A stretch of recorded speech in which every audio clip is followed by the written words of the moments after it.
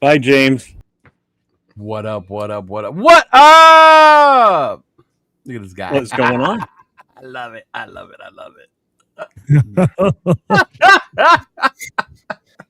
Fucking guy, stop already. Hey, Yes. Oh, shoot, What's up, man. guys? How we doing? Good. Good. Happy. It's Tuesday. It's not a Sunday. I don't have to get aggravated, get upset. All right, man. We had one day of getting over that ass whooping we took again, and just another day. But hey, we're close, guys. We're close. Yeah. Gotta keep We've time. been close this every last week. one right here. We're almost there. That one. Hey, keep close. cheering We're for us, close. guys. Well, that Keep one, if cheering you're on for that. us. I'm challenging the fans. The fans got to be here. The fans got to be here. I want them to be here for the turnaround. I want them to be here for the turnaround. God. You know, I said it all year. I said it from the beginning. And Hey, man, we only lost by a touchdown. you sound like my uncle. Did you watch the game? He was like, "We only lost by 7." I was like, "This dude didn't watch the game." He did not watch the game. Man, and the hard part is we keep hearing the same thing every week. Like you guys say, oh, we're so close and we want the fans to support us. But even though they know that, they have to put out a quality product for the fans to support them. But do they? Because I don't remember being a quality product in Oakland. Well, No. I want to pay homage to the jersey that James has on. So hold on a second. So let's see what Geno Smith has to say about Of course, this. you put that one We on. did our best. That's all Well, I that did matters. my best. We tried. Maybe next year we'll come back and try Maybe again. next year. I'll come back and I'll try it next year. Got you. We tried, right? I tried. We did our best. That's all Well, that I did matters. my best. We tried. Maybe next year we'll come back and try Maybe again. next year. Hey, to his credit though, the man has taken a fucking beating, and he continues to want to be on the field. Why? I don't know. You know what? 100%, bro. Yeah, I'm to gonna his tell you credit, what. the man has taken a fucking beating, bro. Yeah, Tell me yeah. like this. Tell me how many guys are going to go out there on a consistent basis and get their ass whooped, and then their fans talk shit to them all game long, and then continuously try to go out there and try to play. Right. You don't find too many guys like that. No, you don't, man. So shout out to James for wearing the Geno Smith jersey. Yeah, God bless you. God. Unbelievable. He's wearing the Mitchell It's Rent awesome. edition. You know, Oh my! with the Hey, names on the front. guys, if you guys give us a super chat, he'll get your jersey on right now Right. Before we really get Hey! for $80. For $80 super chat right now, James will wear your jersey naked. If I get a $200 super chat right now, I will chug a bottle of Fireball right fucking now. We have our chugs. Why didn't we ever think about this before, Jeff? He's right there at the end, bro. Oh, man. But yeah, $40 million. That's why. Hey, Mhm. only a $20 Venmo to join this duck race. Who wants Hey, what in? up, Mike? What's going on, brother? Welcome. Welcome to my boy Millennial out there representing the old Oakland days, making sure we never forget and we relive every single one of those memories. Yeah. Before we get rolling, I just want to say thanks to everybody. Those of you that know, I was on with Jay from Just Raiders Baby Sunday night, and I just wasn't feeling good. I couldn't concentrate, so I ended up had to wake the wife up. Ended up going to the hospital. I was having like the same shit I had before with the heart attack, so like I don't take any chances with that. I already had a heart attack once, don't want it again. So thank you to everybody that reached out to me. I appreciate you all 100%, and thanks again for everybody. I appreciate it. I'm alive. I'm well. I feel a lot better. So my mother even said, she goes, I started watching it. She goes, you look like shit. I'm like, well, thanks, Ma. Yeah, you still went on. What the fuck's wrong with you? No. It was after, like, when the show was already started. She was watching a little bit of it, and she even said, she goes, you didn't look good. I said, no, I just couldn't. I watched it, and I'm just like, I'm like completely out of it. I couldn't pay attention and nothing. I was in so much pain. So, but I'm good. So, thanks, Will. That Cheeto, why is it that you look so sad today, bro? Why is it that you look I'm not so sad. angry? I'm not Looking angry. sad. and angry. He just had a great show with Jeff Barnes. Yeah. Dude, I What are you watched that whole talking thing. That about? was awesome. Yes. I'm like, bro, like, No. tell us about it. Because I'm like, you haven't told us nothing. You're just holding it all in. I'm like, what? Did you just let all the juice go during the show, bro? What juice? No, I was out, dude. Jeff Barnes. Shout out to Jeff Barnes. Jeff Barnes is one of the coolest fucking players you will ever meet, man. You talk about humble. This guy was on 2 Super Bowl teams, right? Yep. Oakland and LA. He talks about the legends that he's played with, having played with Coach He played with Flores, some great ones. having Too. played with Coach Madden, bro. Like, and just the love and the energy that him and his wife have for the Raider Nation, you know, and this cruise that they're doing, you know. His cruise, no corporate shit. It's for charity. It's for benefit. It's for Raider fans. The more fans that attend, the more legends they can invite. You know, they're trying to get the next one they're trying to get is Lester Hayes, but apparently Lester's afraid of the water. You know, but man, shout out to him. Shout out to him and his wife, and on that cruise, bro. It sounds like a lot of fun and for a good cause. You know, she talked about the different charities they gave out. They gave out what $15,000 scholarships or something like that in the past, and also to homeless. She hasn't decided which charity she's going to do this year, but man, that's just like great, amazing work from someone as humble and if you've been to events, Elon was just there. And shout out to Jeff. They shouted out Shenanigans. Shout out to our boys TBH Sacramento, Steven, Carmen, their VP, everyone out there, man. Like, Jeff could not stop talking about how much fun he had at Shenanigans, despite the game and the product on the field.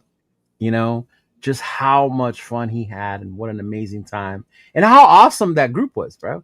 How you couldn't stop talking about how awesome TBH Sacramento was and how much fun he had. Yeah. Mm-hmm. So that's just dope. Man. That's dope, man. I was listening, bro, and I was like, he's talking about how he played with Bo Jackson, Marcus. Well, some people in the chat kept thinking he was Bo. In all honesty, I mean, I know he's not Bo, but the way he was positioned on the camera screen and his face, if you looked quick, he does look like Bo Jackson for a quick glimpse. When he said that, I was like, I could see why they would think. As soon as he said that, I was like, I'm like, yeah, he kind of does real quick. I could see how you could say that, bro. If I was to ever get Bo Jackson, he said James is a bigger troll than me. Than himself. Hey, he could contain himself. I don't think I can contain myself.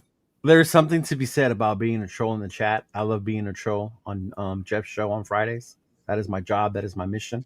Wow. No, it is, right, Jeff? I love it. Yeah. Oh yeah, it's a blast. It's so much fun. I just ignore it. Speaking of trolling, someone's still a little butthurt. I'm only watching it just for the reactions now because it's priceless. I heard about what? You know who I'm talking about.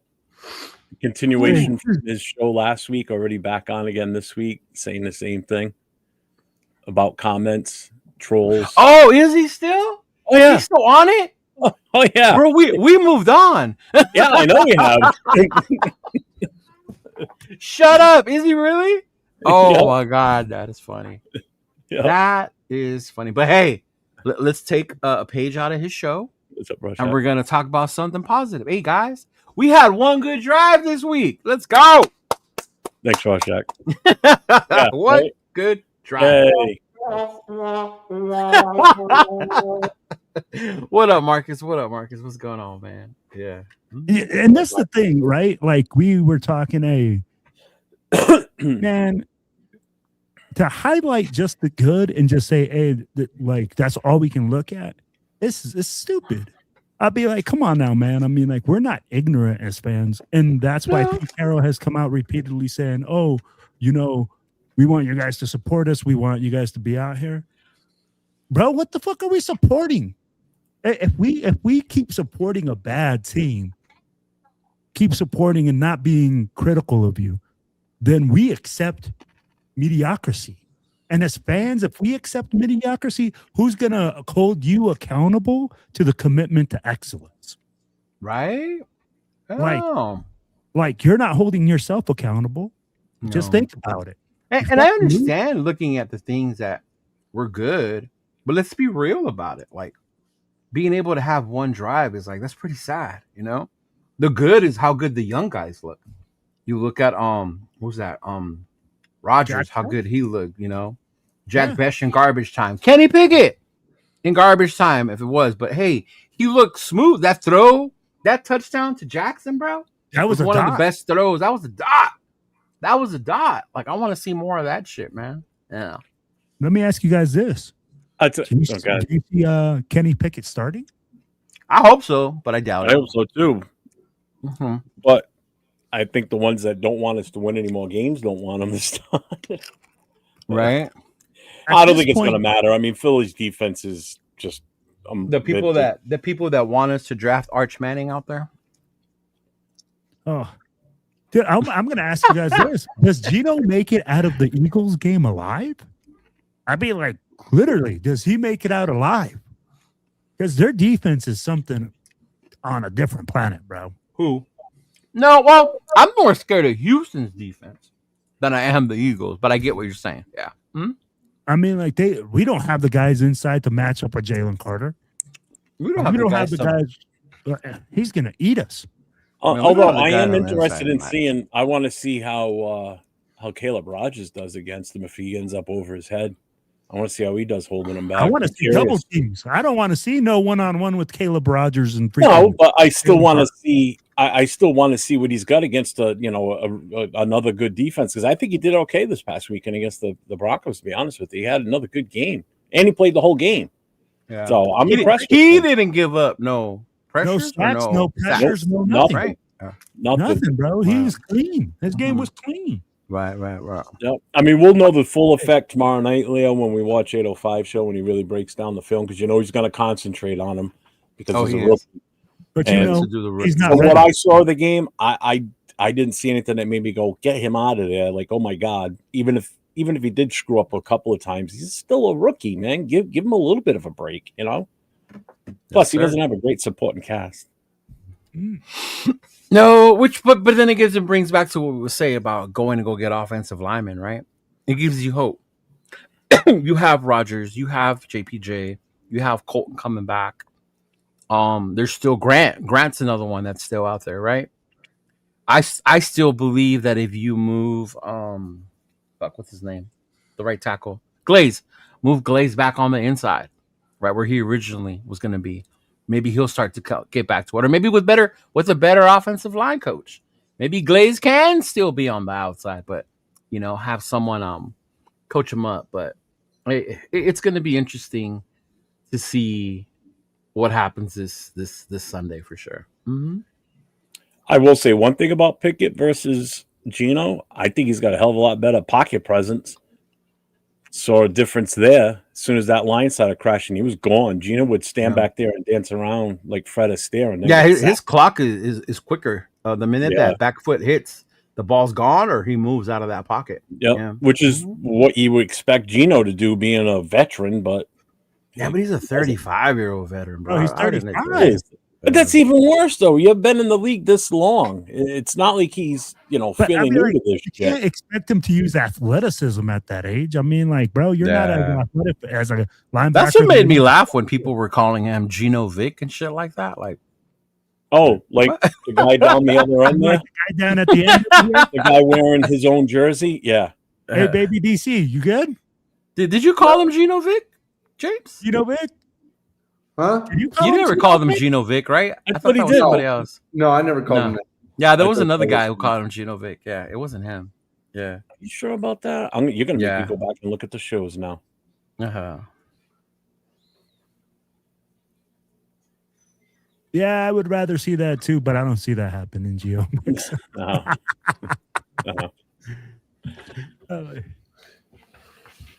Man. Oh, there you go. Raider Paul called him Gino Vic. I knew it was somebody. Yeah. All right. He said more like Gino Flynn.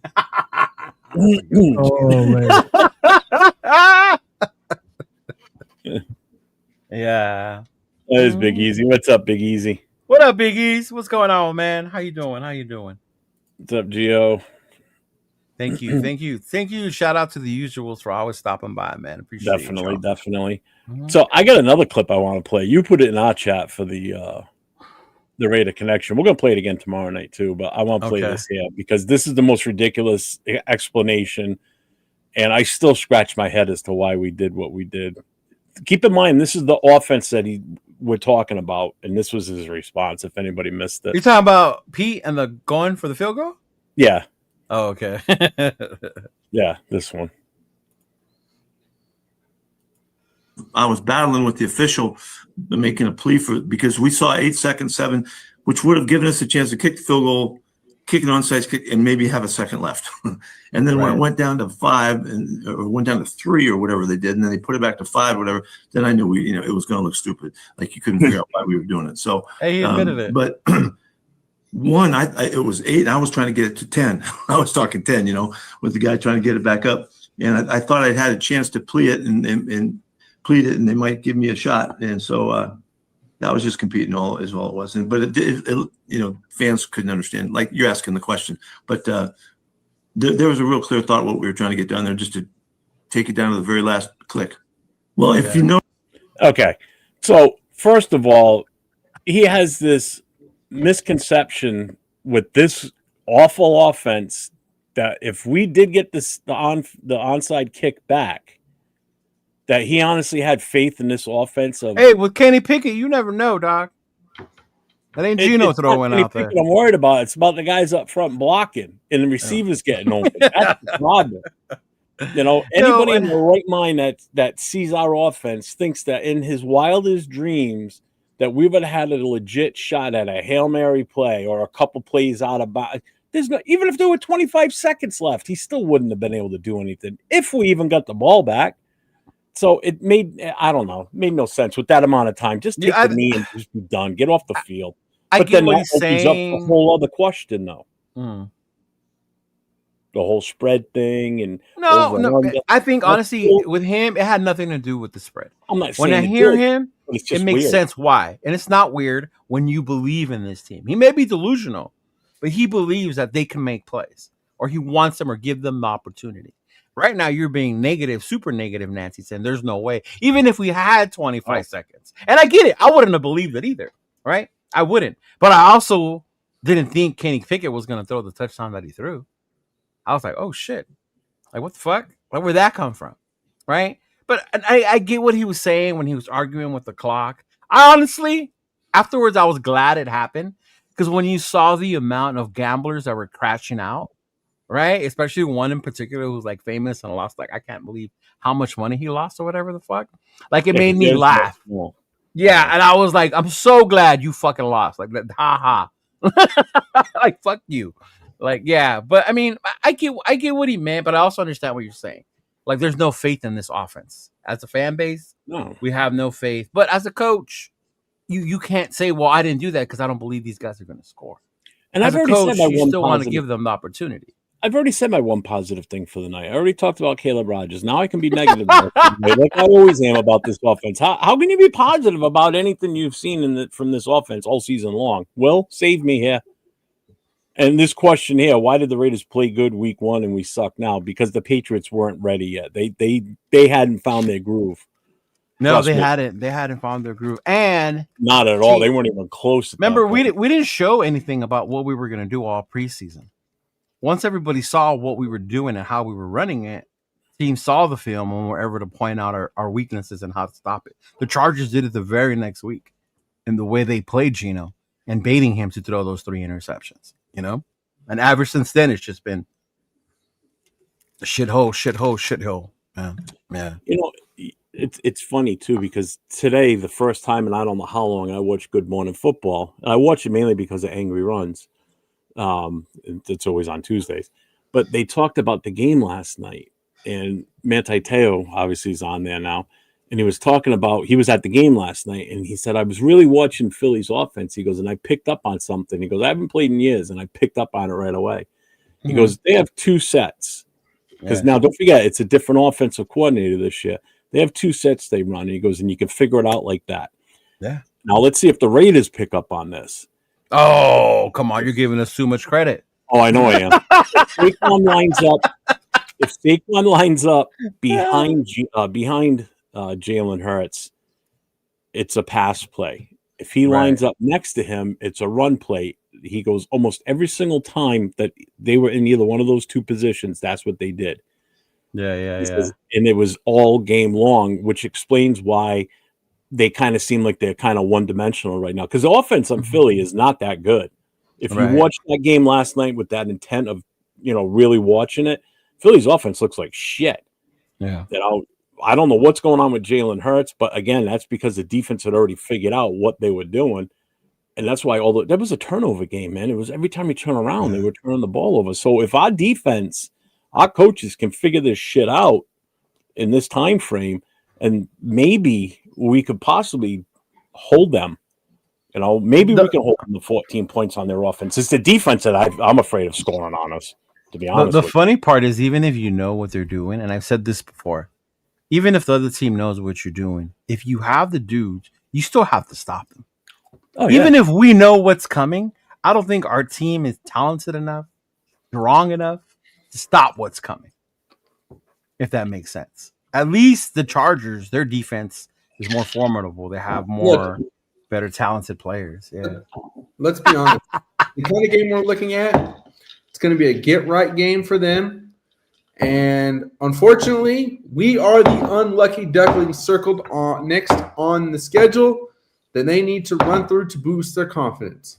That's just going to be what's going to be. I will be willing to go on a limb and say we are probably going to get smacked with a 40 burger on Sunday. Nah, I don't see them scoring 40 unless Saquon goes for like 200. I'm going to go on a limb right now, and I'm going to say the score versus the Eagles is going to be 45-10. Damn. That's how bad I think we're going to be. Well, you're not going to give him the "don't be negative" speech like you gave me. No, that's James. He's being realistic. It's too remember, I told you James wasn't here last week, but I gave James his kudos and his flowers last week. Yeah, you did. Well, really, what did I miss? You have to watch. You're gonna have to watch last week. I ain't saying it again. You gotta watch the show. He played the role of James pretty damn good last week. So he was spot on. Negative Nelly, you. But Money Chuck's got a question for you, James. He's curious to know what you think of Mendoza, white flag raise, and if we have the pick to take him, should we? I mean, do we have another option? I mean, why not? With other options, but if it's but listen to the question. Mendoza in particular. He's asking you your thoughts on Fernando Mendoza. There's other quarterbacks, but he's specifically asking you about Mendoza and what you think. And if we have the pick, should we take him? Have you even watched his games, James? Yeah, I've watched. And if you haven't watched enough, just say that, dog. It's okay. No, I've watched a little bit. I haven't really, to answer your question, Money Chuck, I haven't really divulged super deep into the rabbit hole yet. Okay. Of him. That's just not something I usually do until the season's over with because I'm too focused on looking at what our team needs first.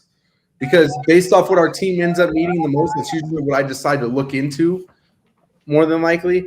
But, I mean, given the fact that, we need someone at that position, it's obviously a clear position to need. I mean, I don't see how it would be hurting anything, honestly. I mean, in my opinion, could it really do more harm to us than we've already done already? I mean, we already have all these self-inflicted injuries, so – I mean, can it really do anything as bad to us as what we've gone through the past 2 years? Probably not. It can, but it also can be good. Just depends. You never know. I mean, let's be honest. If we get a third win next year, we're better. So we're on a more positive note. Remember, don't say things can't get worse because we said that last year. Fuck you. And right now we have 2 wins, so maybe things can't get worse. We can only come up with 1 win next year. Oh man. And ET, I don't think it was that Pickett had more time. I think Pickett was just more decisive with his throws. If you look at it and you count back, watch when he lets go of the ball, the minute his back foot hits, bro, 1-2, ball was out. Mm-hmm. Chido, also at the same time, I'm like, he's less battle. I'll be like, let's be honest. Geno Smith is rattled.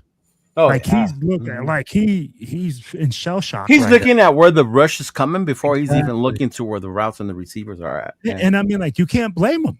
Yeah. I'm like, Oh, right, no. right now with the offensive line being what it is, you can't blame him. And I mean, like, that's the whole thing. People are going like, oh, Kenny Pickett. Yeah, I mean, like, when you haven't taken 500 hits this season, you're gonna look all right. Yeah, I'll be like, you're gonna look good. I'll be like, but I'll go back to what Pete Carroll said. All right, and you asked about Pete Carroll. I'm gonna tell you something. Pete Carroll selling bullshit aisle 1. He got so close clearance, baby. And that's exactly what he's doing. You know, and when you look at- That was good. That was good. you know, he comes James out and was says, unamused. "Hey, we're gonna go and kick a field goal, and then we're gonna make this happen." Okay. What about execution? That was funny, man. Yeah, and I get you. And I mean, like, what about execution? What about you calling the timeout at those 8 seconds? Oh, Right. you know, and what the hell is going on? And don't tell me that, first of all, that, you know, the referee called it at 3 instead of you calling it at 8. If you saw 8 seconds, then why are you not arguing the point for those 8 seconds? He said he was. He said he was trying to argue for 10. I'm Yeah. like, then why did it? And I'd be like, why didn't they review it? Because reviews have to go from upstairs. You can't just argue a Bro, review. don't you get review? You can ask for a review. Right Not now. under 2 minutes, bro. Come on, Will. Let's learn. Oh, that's right. 2 minutes. Yeah. That's right. I forgot. Those calls come in from New York, or if you're the Kansas City Chiefs. But I didn't see that. I didn't see 8 seconds when the guy went down. I remember seeing something like 8 seconds because it's me and Chona were watching it. I was like, "Oh, bro, the clock's still running." Yeah. Mm-hmm. I thought I saw like 5, 6, but I'm like, you know, I thought they called it right on. But at I the mean, same, but I could see him arguing as a coach. That's your job to argue that part. Yeah. yeah, you have to. You should, and you should. And if you didn't, then shame on you. But I thought I didn't know if he argued it or not. But I'm like, I'm telling you like this: hell or high water, as a coach, bro. If you think there's 8 seconds, you better fight like a crazy dog. I'm like, you might as well get ejected for those 2 seconds. What up, big look? And that's the other thing you think about this, man. In 2 years, we've won 6 games. Hey, bro, season ain't over. There's still time. It could be 7. Have hope. There is no hope, Cheeto. What's the hope? Do you think Violator and Gorilla Rilla are out there hoping we lose, Jeffrey? Ain't nobody hoping that we I don't know. lose. I don't know. I don't go and like who goes and says that? Oh, I hope my team loses. I can't say the name. I can't. Don't say it. Don't say it. No, I Say can't. it. No. There's people watching, so no, I'm not saying the name. Not doing it. You're That's not dragging me into that one. Certain fights I won't pick, and that's not one of them. Mm-hmm. Let's see. Shit Rays might beat our ass. The Charger game was some bullshit. Hurts tends to fuck up when the game matters the most. When he forces the ball, it's always a deception most of the time. I will say this. So crazy. You actually have to In be fairness against to Hurts, a lot of those were tip. There were a lot of tip passes last night too. The last one wasn't, was it? No, it did bounce. I think it did bounce off one of the receiver's hands. Bro, him and Gino must go to the same QB coach then. Oh, that's what I said last night on Leo's show in the chat. I said, when did we trade Gino to Philly? Come on now. Let's not do that to Jalen Hurts. Like, he didn't just win a Super Bowl last year. Wow. No, Let's I not know call him that, Gino. But let's not call him Gino. Okay, well, I think during the offseason, he might have hung around Gino because Okay. something rubbed off Come on on now. because he did not. Hey, fuck you. I got him on my fantasy league. He lost me my game last night because of those interceptions. That's why you're mad. Hey, no, fuck you. That's why you're mad. Yeah, 8 points right there. I would have won if it wasn't for that. Jeff, your fantasy team just sucks ass. Not even in the same league, so you shush. Yeah, we are. Aren't we in the same league? Yeah, we are. We are in the same league. I'm in Leo's He's league. talking about that in a different league, bro. You think that's the only league anybody can be in is one league? Dude, I'm in like 6 or 7 other leagues. Get out of here. Get out of here. That's right. Get out of here. Hey, He has time for 6 or 7. 13-1, baby. 13-1 in fantasy. Please. I'm so gonna laugh. Undefeated season. I'm I hope so you gonna lose. laugh when he First loses round. in the playoffs, bro. I'm so gonna laugh. I'm gonna laugh. I'm gonna Hey. laugh. I'm gonna laugh. Cheeto, Oh, wait, you wait. can't, I like Cheeto, you can't even lie. I've been killing it, bro. I'm telling you. I already told you Will, once. Will, let me It tell you happens what. every year in my Will, league. Let me Somebody tell you runs what. the table like that. That round one, Will, they have always got eliminated. Will, To the point where they argue with me about why am I playing round one? I shouldn't do that. Will, Yeah. What's up? let me tell you to this point. In Cheeto's league, I've got like maybe 2 games where I won by like a point or 2, but the rest of them I won by like fucking like 40 plus points. Thanks, Bono. Astronomical, bro. And there's only like 3 people actually playing with their teams in that league. That league took a shit this year. Yeah. Just nothing but belt to ass. Everybody traded their best players to James so James could feel better. Honestly, like this is probably the year that league has had the less interaction or movement in all the years I've had it. Oh, Yeah. really? Mm-hmm. Yeah, Shit, my team fucking auto drafted because I was on a live show with fucking Lunatic. I couldn't even pay attention to the draft. Well, whose fault was that? Oh, I remember. Sorry, Hey, I remember being in that game. I remember them telling All I me. know is the goddamn I thing don't drafted me fucking Jaden Daniels in the first round. I was like, "Are you fucking kidding me?" Well, don't blame no one. You're the one who decided to No, go 'cause on I the show should when have they been had a off in draft. time, but Loon and I were okay. going longer than we So thought. whose we fault were. is that? Yours. Yours. No, Accountability. you scheduled it. See? It's your fault. Accountability. That's right. He's One of just- the leagues I'm in. He's just the like dumbass- Pete Carroll. He's just like He Pete started Carroll. to sound No like Pete One of accountability. Carroll. the leagues I'm in, they didn't close. pay attention to the schedule. They Yeah, started the see? playoffs this past week. So look who was on a bye last week. The Giants, the The 49ers. So like there goes Tracy, a running back. There goes McCaffrey. There goes a bunch of fucking good players that they couldn't play. So whoever's got them, they lost. They got screwed. Tito doesn't have car insurance? Absolutely not, man. What happened? He said, Elon said, freaking, Tino definitely doesn't have car insurance. Hey, car insurance fucking expired in Washington. Remember? Ooh, hey. So I'm gonna tell you like this. Now people are gonna be talking Jaden Daniels. You know, hey. Now people are saying Jaden Daniels is injury prone. Again, Jaden this Daniels is has been why injured more than he played. I keep saying you need an offensive fucking line, Thanks, man. regardless of who's back there. Okay, so let me ask you guys. Let me ask you guys this. Now that we talked about, and Tito has been educating me on college football, guys, because I don't watch a lot of college. I watch some, but you know, he's been educating me on the whole process now of the championship. Yeah, we got to do a whole course because I've given you a quick crash course. Yeah, he There's gave a lot me more to it. Cash course. You know, I'm back in college football back in the 1990s and 2000s, Yeah, where you know you rock back in the old day. But Fernando Mendoza coming here and we draft him number 2. We have to ensure that our offensive line is ready to go. Guys, this is the whole thing. Everybody keeps saying, "Oh yeah, we're just like a quarterback away." Who on what planet? On what fucking planet are the Raiders only a quarterback away from being a good team? I'll be like, we got more holes than Swiss cheese. Just being honest. So if we do draft Fernando Mendoza and we do draft him first or second overall, what do you guys expect the rest of the draft to be like, especially, or who would you guys like to see come in to shore up that car insurance, right? That Mendoza insurance. Again, people don't listen. Free agency is first. That's Why are why we focusing so much on the draft and who we're going to draft to protect them? No, my question was, who would you guys said, like? who are we going to draft to support the car insurance? No.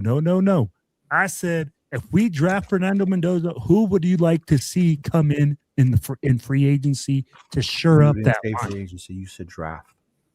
I said if we draft Fernando Mendoza.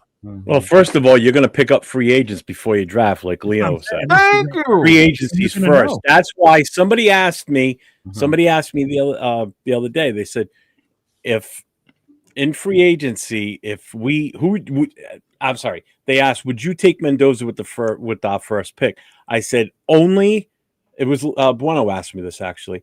I said Uh-huh. only if in free agency we shore up that offensive line, meaning if we put all more money and do what we can, send him strippers, send him to the bunny ranch. I don't give a Lindenbaum. shit. Yes. Get Lindenbaum over here from Baltimore. He's a Mhm. bona fide center. No more dicking around with all these different guys. We've had like 5 different centers this season, okay? I'm tired of that shit. Settle on one guy that you know is going to handle it. Get that guy over here. Maybe get one more free agent offensive lineman as a guard on the left side. Get rid of Parham, okay? A tackle. A right tackle. You do that. Even if you get just Lindenbaum, I'm all in on Mendoza. If you can't get anybody on that offensive line in free agency, Caleb Downs. Yeah. That's Honestly, exactly what I answered Bueno. Bueno goes, if you had to pick Mendoza, would you right now? I said, right now, based on this team where we don't make any changes, no, I take Downs. I would take Caleb Downs. You I have said, to look at the Mendoza draft only like if. this. There's only 2 main quarterbacks, Mendoza and Moore, right? Simpson fell off. Simpson might even stay. All right, you're talking about 2. How many teams need a quarterback? If you think about it, this is like the Bryce Young, CJ Stroud draft. Mm.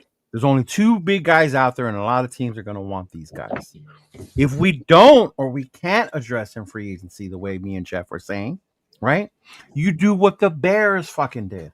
They traded away their number 1 pick to Carolina for more capital. They picked up fucking players. And you know when the Bears got Caleb Williams? The following fucking year. And even when they got Caleb, they still had work to do. They had a fucked up coach, right? They had Eberflus still out there. And they were fucking all this. But once they brought in their guy, they have Caleb. They got in a good coach telling Ben Johnson, hey, we have this shiny new quarterback for you to mold however you want, right? And we're going to spend money in free agency to make sure you protect this kid. It brings in a good name coach that way. That's how they were able to get Ben Johnson. And look at this. They grabbed offensive linemen, and they took a couple from the Chiefs. And where's the Chiefs' offense this year? Yeah. That is good. They took a quarterback and a receiver because they took Roma Dunze and they took Caleb Williams. They took O-lineman, and then even again, bro, they fucking signed him. Yeah. That's how you fucking do it. But I'm saying, if they really feel, if they believe in Mendoza, they believe in Moore, and they can shore up the offensive line one way or another, then go get them. Go get them. But if you don't, that's what I would do. Yeah. Mm-hmm. You got to take care of it in free agency. If we don't address it in free agency, like if we don't bring in a line to protect this kid, you will, and we still end up drafting him. That son of a bitch never touch the field unless that offensive line looks good, even with what we got now. That's all I got to say. Whether or not you're going to ruin this kid. And if we don't take him, then I think the other option is, like I said, either Caleb Downs or you trade back. Yeah. And shout out to Caleb for not getting ruined. He had a rough fucking first year. Bro. Mm-hmm. Yeah.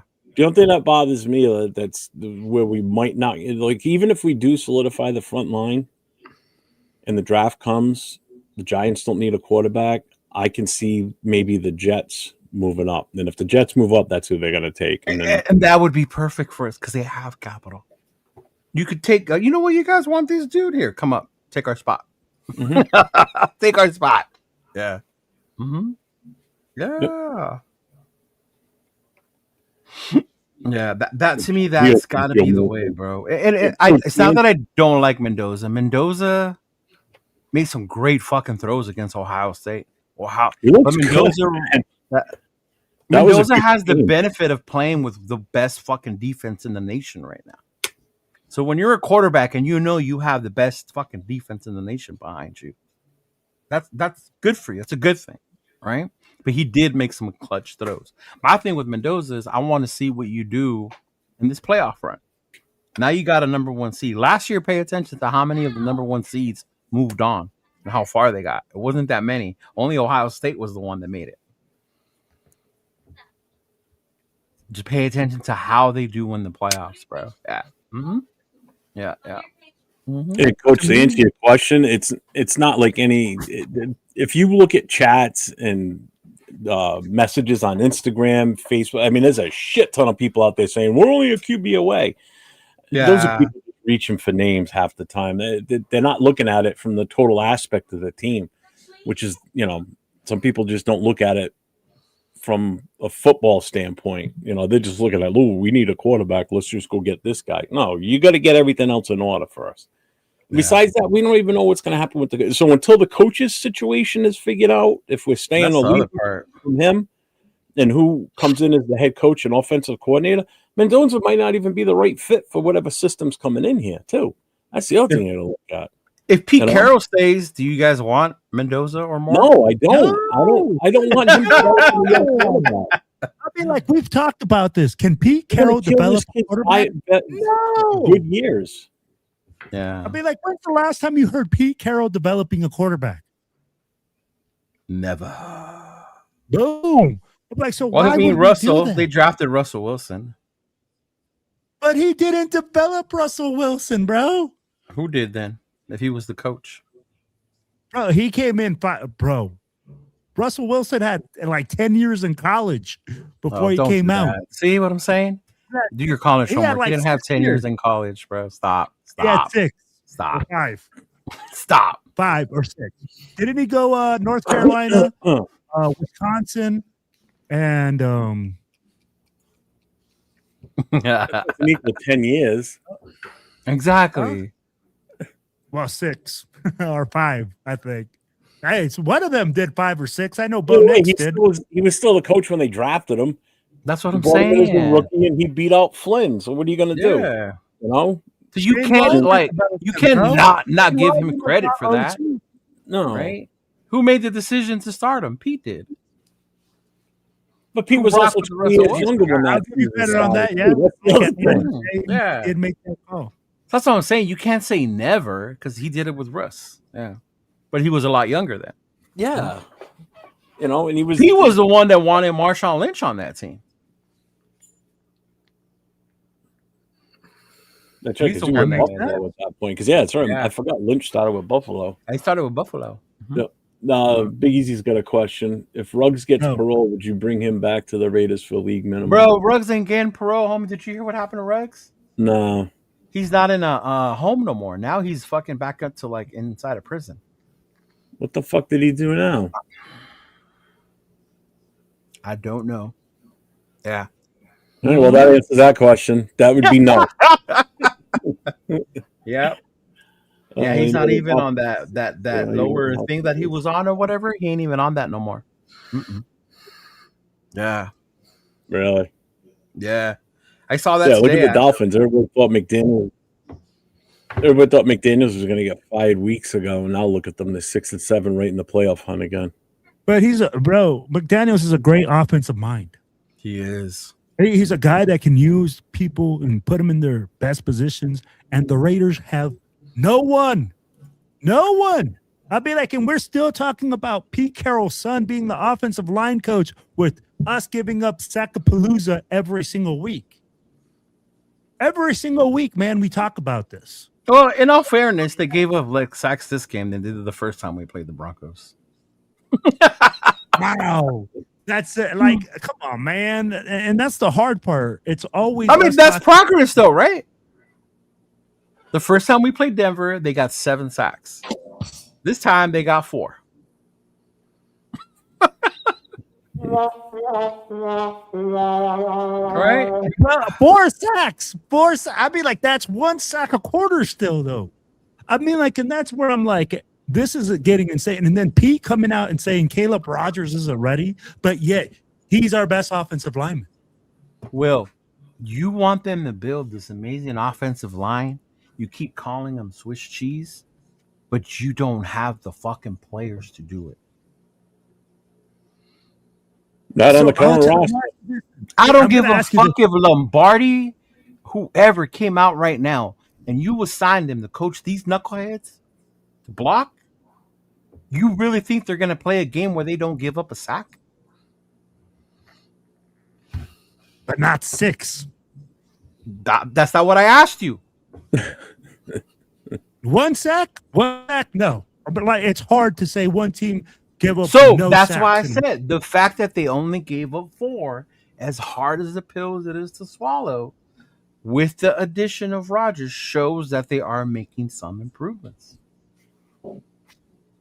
You're But starting to sound like to be fair, too, some of the facts were on the quarterback too. That's the other thing. Right, but look at what happened once Pickett got in.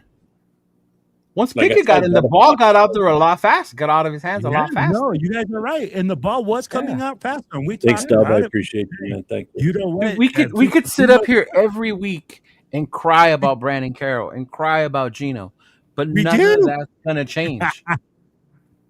No, you don't. do. You do. Hey, what else is there to complain? Like, what else are we looking at? Yeah, Will's calling Wilson a double, triple OG college senior. I know, right? 10 years in college. Hey, super senior, whatever you want to call it. And you got to remember, back then they did that because there was no NIL. Or you could raise your draft stock, stuff like that. Yes. So back then you had players stay 4 or 5 years, shit like that. Now, fuck, it's different now. Yeah. Shoot, And then you had the COVID year, that added the years of eligibility. With the NIL, you might as well stay in college and make money. Mm-hmm. Colton Miller's he's not even playing right now. What do you mean, and Colton Miller? Where's this? Mm-hmm. What are you talking about? Have an O-line in place in Chicago. Oh, Did New England have an O-line in place before getting a QB?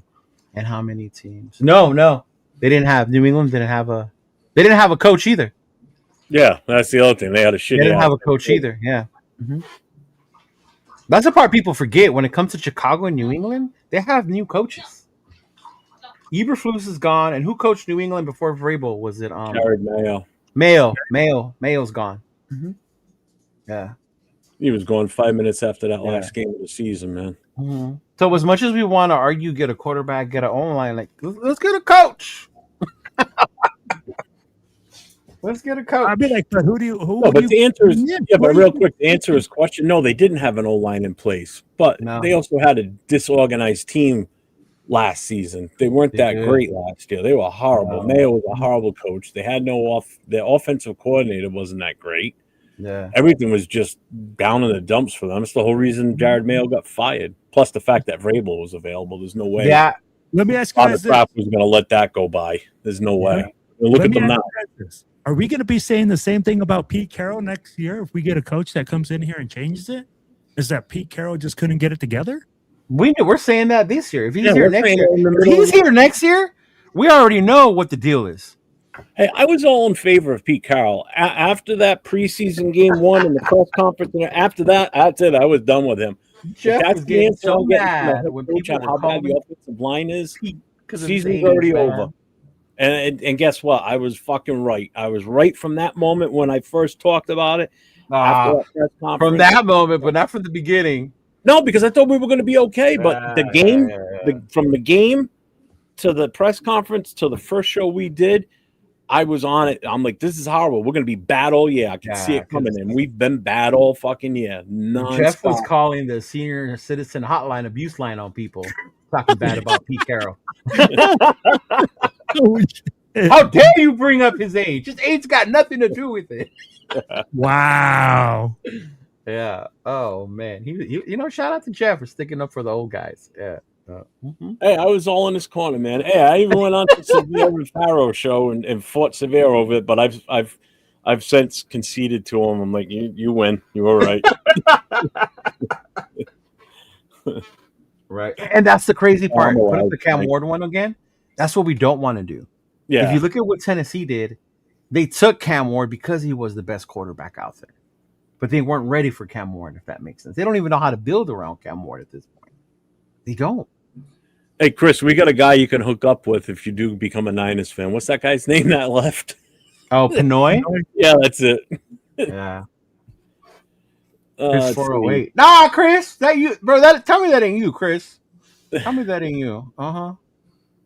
Chris 408. Yeah, I think that's my friend Chris. Yeah. What's up, Rebel? So Caleb Rogers didn't give up a sack, a pressure, or a QB hit, or a penalty. How do we know when Charles Frank gets in there? He's just not as good as he's not just. Why as good do we do this as Raider fans? The guy has one good game, and we put him in the Hall of Fame in the Super Bowl. But so right now, Cheeto, I think it's because Good people games and one against a great defense in Denver too. So No, I get that, but bro, we No. said the same thing about Glaze last year. I We get don't need what no you're- right tackle. We Yeah. got Glaze. No, I get what you're saying. You asked why people do it. I'm just telling you right Yeah. now. Hey, we're all pulling the JG the brick. We're Like, all trying why, to see the bro? positivity out there on the field. Don't be a negative Nancy now, Cheeto. I need to see some consistency out of motherfuckers.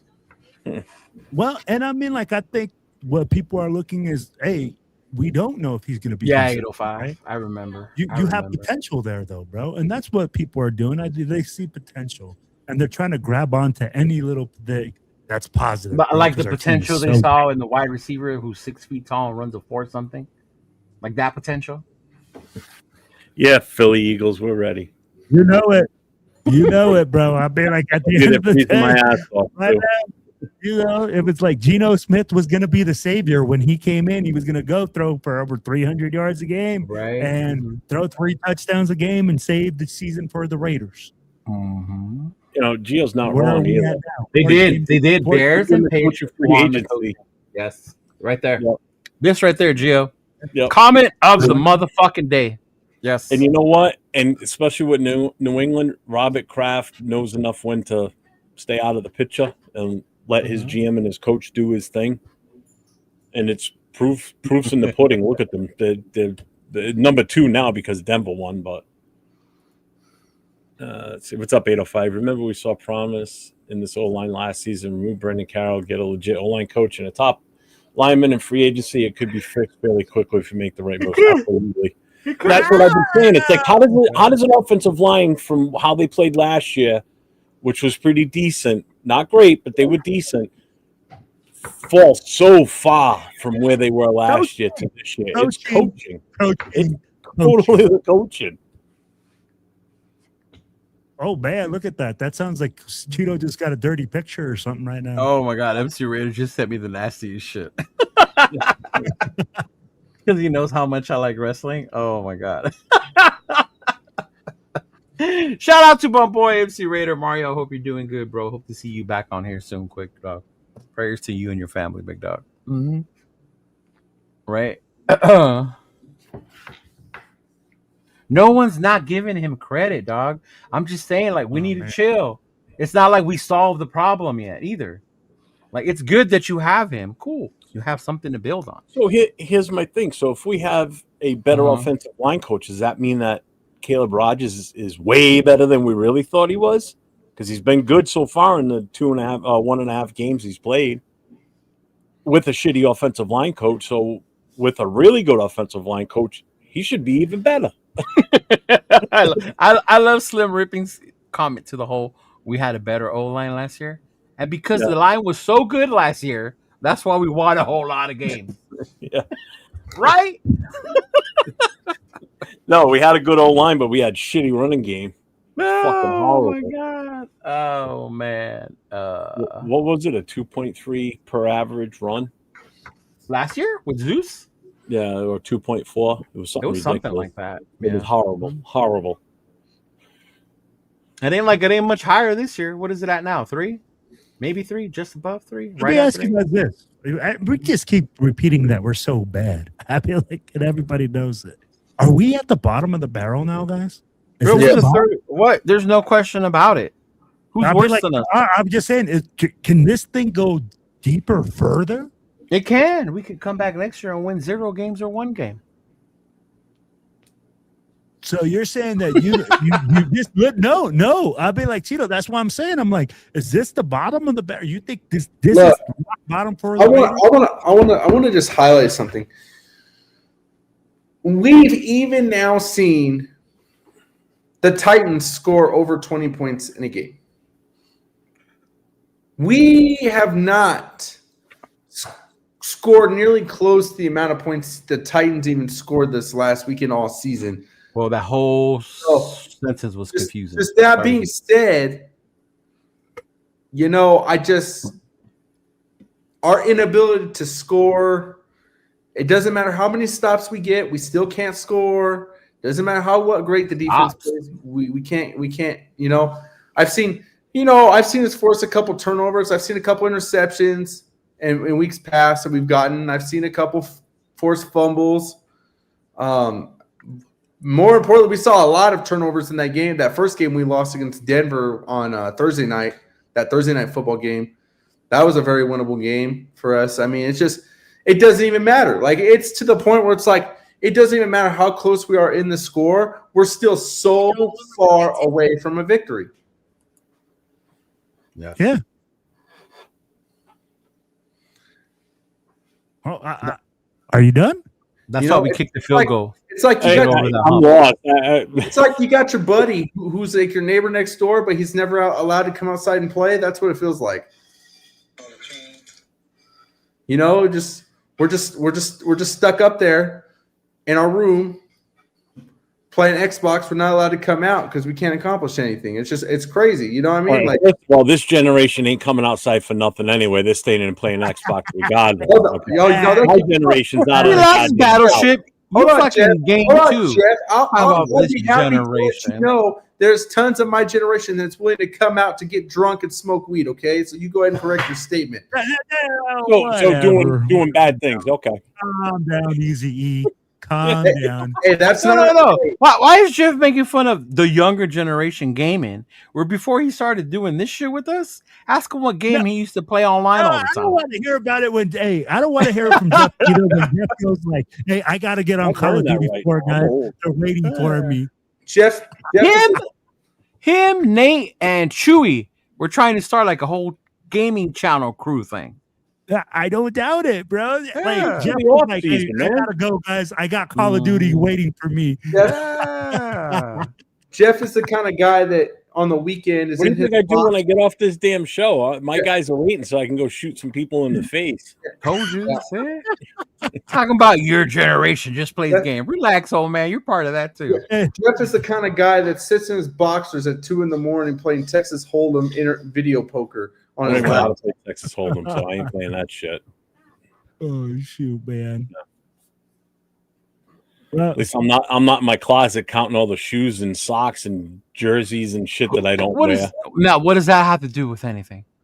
I have no idea. Just brought it up.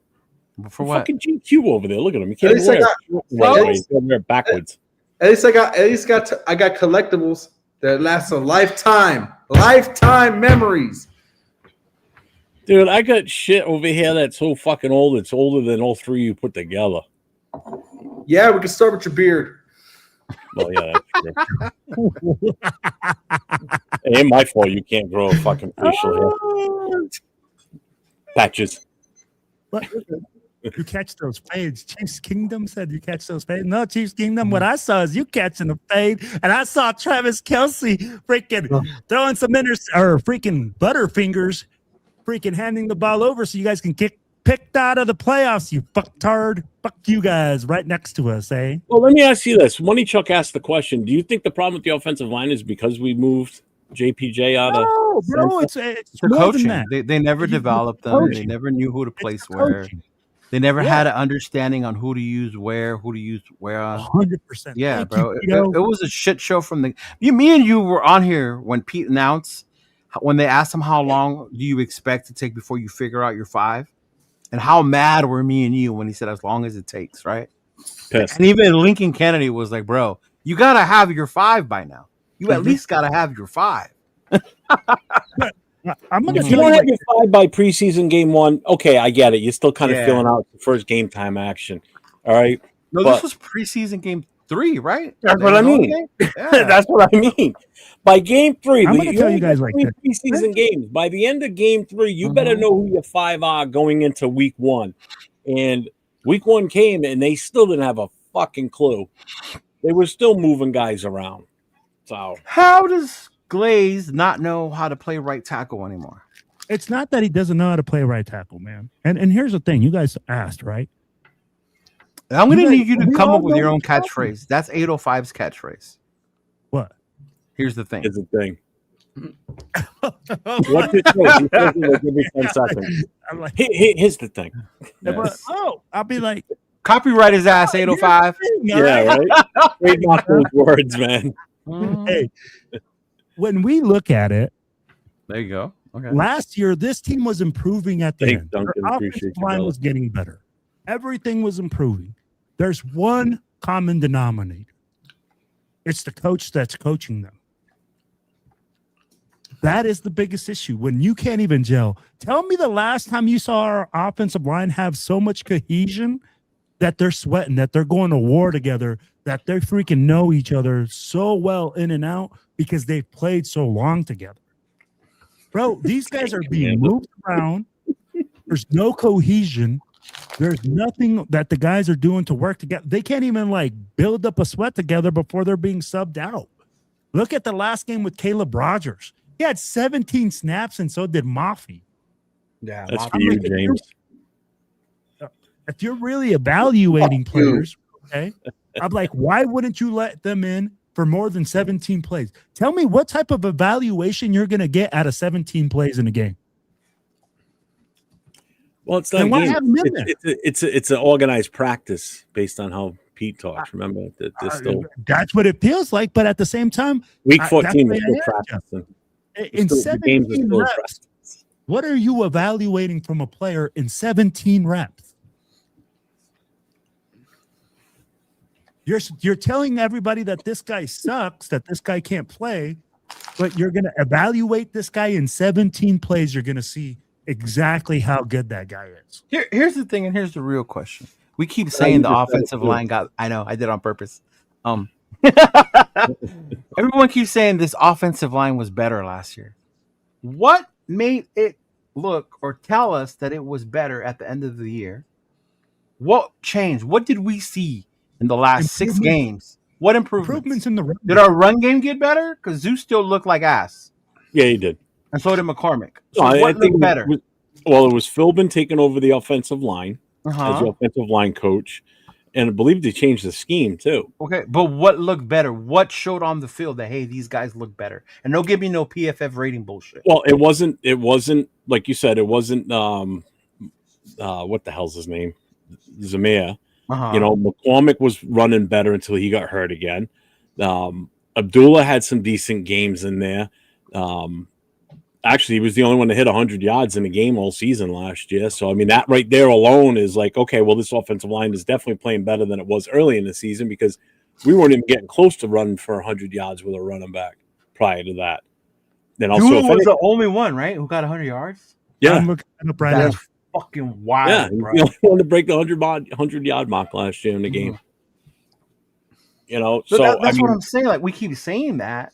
The only thing I can remember is the having protection hope was with better JPJ. too, though.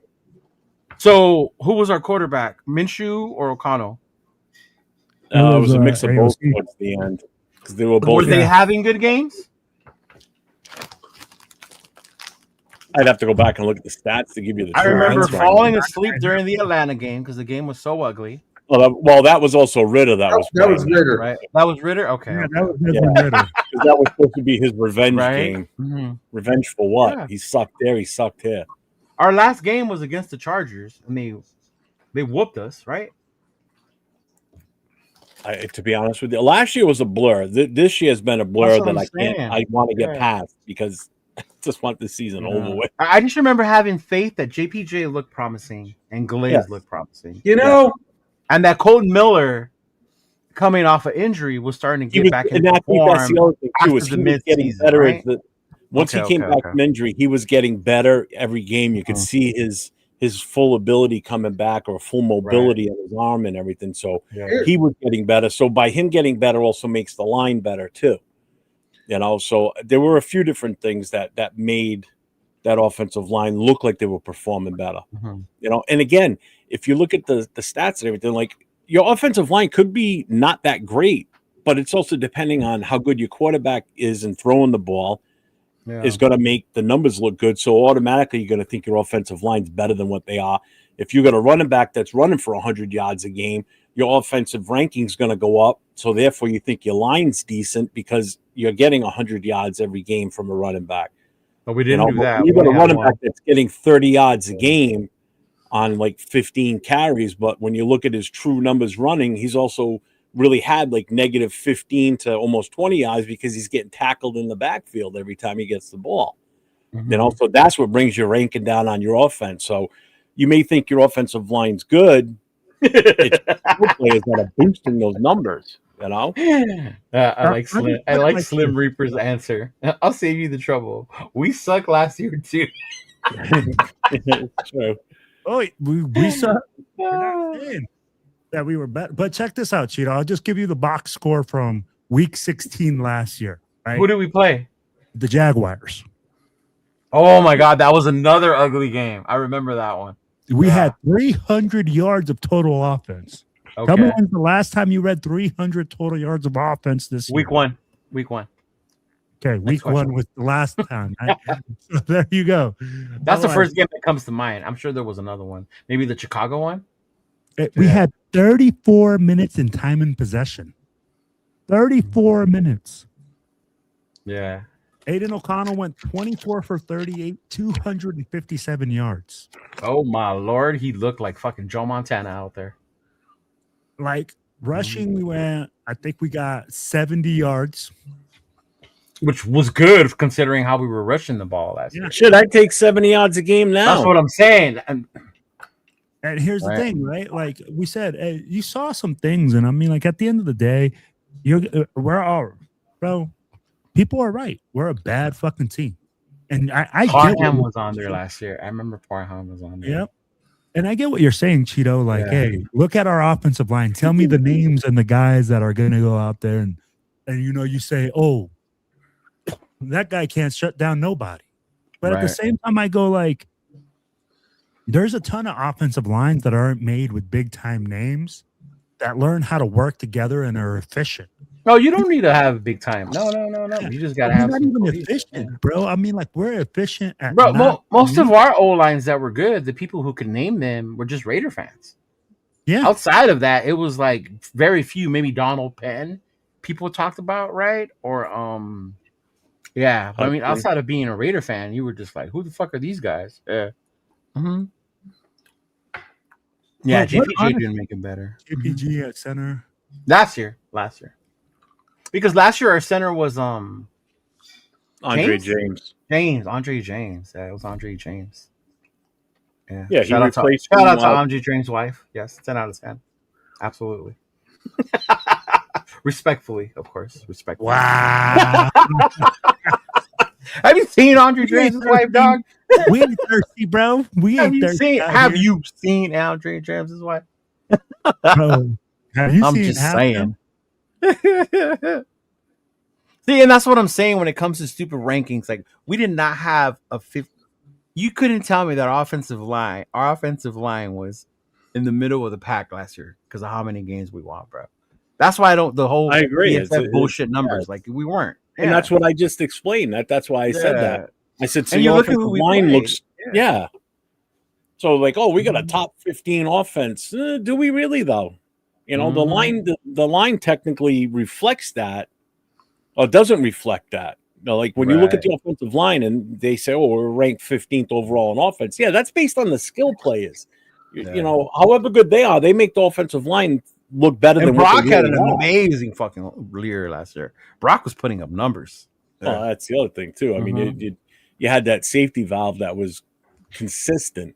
You know, we're not getting. How is Gino not picking up on doing the same thing with him this year? I don't. You know what I mean? I think this year teams are more prepared and they know that's the only weapon you have. It's different. Well, yeah, there's a full year of game film on the whole year of game film on how to prepare him. And when the Raiders come, you know all we got to do. Not let them run and don't let Brock Bowers get the ball.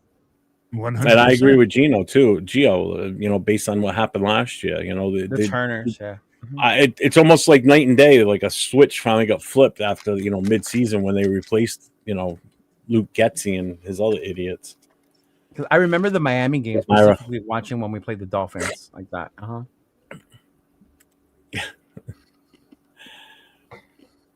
What day are you going to be there, Meyer? I'll be there Friday by hopefully noontime. Hab's not ready for you, girl. Hab's not ready for you? Oh, man. Myra's about to go get Jalen Hurts. Hey, you know what, Myra? Go find you Jalen Hurts. You keep him in the room all night, girl. Don't let him come to the field on Sunday.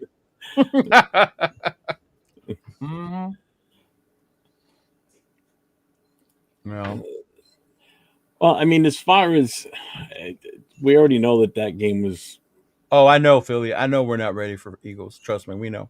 Oh, You ain't taught no one up here. Nothing we don't know, man. Mm-hmm. Yep, and that's the next thing we got to talk about this weekend. Oh, she's going to New York first. Mm-hmm. You got to see Big Daddy Jeff, baby. Oh my gosh, Eagles win 63-3. You heard it here first. Oh my Lord, that's worse than James's prediction. Look at that, James. 63-3. He said 63-3. Damn. That's a little much. I'm gonna tell you like this: they're gonna beat us, but 63-3, bro. That who do you see scoring against Philly? I don't see a scoring, but 63. What's up, Nav, man? What did 805 say? On, That's a long paragraph. This one here. Problem is that you're only as good as your weakest link on the O-line. Parham was so bad last season that he killed plays all by himself. The other 4 linemen would do their job. Parham would just kill us. Yeah, and he's doing it again this year. Now he's got 2 other guys on there that are just as incompetent. 3 guys. Did you guys hear Pete Carroll praise Kappa at center? This is the problem, bro. Pete Carroll was Kappa's a better center. Mediocrity. He's praising mediocrity. He's going out there, and like we said, he's going out there and he's handing out participation trophies to the players. Bro, basically what he's doing. And you're sitting there making excuses for this, guys. You're sitting there making excuses for Gino. You're sitting there making and highlighting all the things they do right. How about you highlight the things they do wrong? How about you hold some accountability and say, hey, we sucked. Today we sucked. You're not going to do that in a fucking presser. No, you have to come out and say you can. You can come out here and do that on a podcast. Yes, kudos to you. But if you were the fucking head coach, you cannot go out there and tell your players. I showed you Bill Campbell coming out and doing it. Oh, you can say it to your players in the locker room. I don't see why. Thank you. That's what I'm saying. You can say it to the players in the locker room. But Wilfredo wants Pete Carroll to go up there and say, "No, this guy's fucking garbage. This dude's doing that." Like, come on, man. You can say, "Hey, we played like garbage." You can say we played like garbage. Yeah. Tell me the Lions coach hasn't done it. I didn't say that, but I'm saying what you're saying is you want him up there to hold people accountable in the press conference. You don't need to go out there and point people out in the presser. No. You do that in the locker room. You can. What I'm saying is, you can say we played like trash. We played like trash. He does it in his way. He says we need to do better. That's his way of saying it. When AP said we're playing like trash, he got fucking hammered for it. He did. Quiet. Crickets, how motherfuckers? Crickets. No, you're right. He did get hammered for it. People. All right, then. That's what I'm saying. Don't go out there and say that's what the coach is supposed to do. No, because when a coach does that, they fucking hammer him for doing it. Hey, you're right. And that's part of the gig. It is. When you take the coaches up and look what it costs him his fucking job. What? The Lions coach is still coaching with the Lions. I'm not talking about him, bro.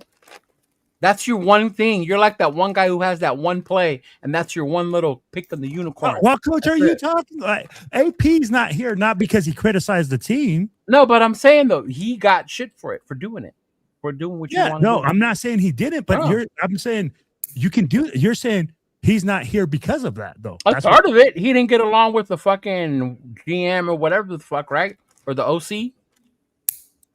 I don't know about AP and not getting along with the OC. I just know that Luke gets. Don't play the JT card, bro. No. I never said anything about AP. He definitely did not get along with Luke Getsy. Everybody knows that. Thank you, James. Thank you for not fucking taking the JT route. Hey, just real quick, shout out to Dixon Slater with the $1.99 super chat. Gino, top 2 draft pick Gino season. You know why? I appreciate you. You know how you know he didn't get along with Luke Getsy? How? Because he wouldn't have hired Marvin Lewis if he did. Mm-hmm. That's the whole reason Marvin Lewis was on the staff, because he didn't get along with half the staff. Oh. And I will, you know what? And I will give, I do agree with this because AOC does get rid of the ball a lot faster. Might not be. Oh my God, here we go. What, you really think he doesn't get rid of it faster than Gino, right? Or you just watching? I didn't say that, douchebag. All I said is I agree with that statement.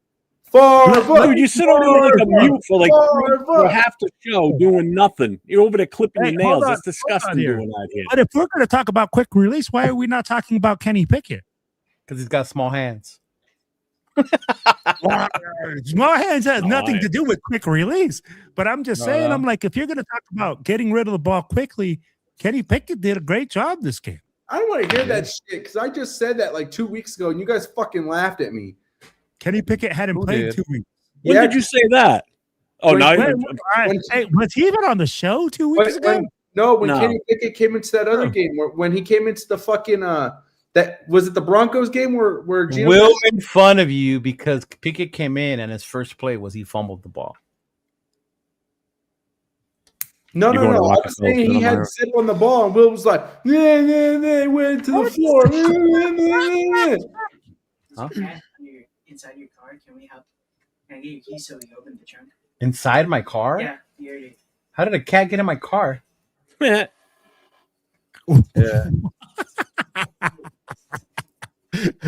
I guess that's crazy, right? I guess pussy just flies towards Cheetah. Apparently. Tries to kidnap itself in its car. That is crazy. And it was funny. I was on the phone with you, Will, and I asked you if you had a cat. Hey, man. Oh, is that what you had as a cat? Apparently, yeah. Hey, you live in the Inland Empire, right, Cheeto?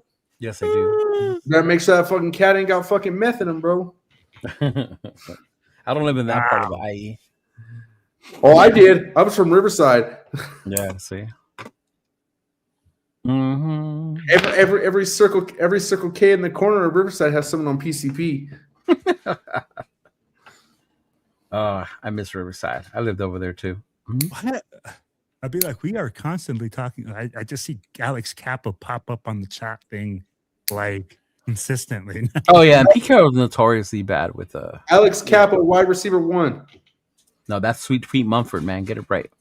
Hey, you heard it here, James. James always gets receiver 1 ready. Who knows? We might even throw a fucking lineman pass at the goal line to receiver 1. Center pass. That's Leo, by the way. Donuts. That's Chidolinus. That's Leo in the red shirt. What happened? What I say? What I do?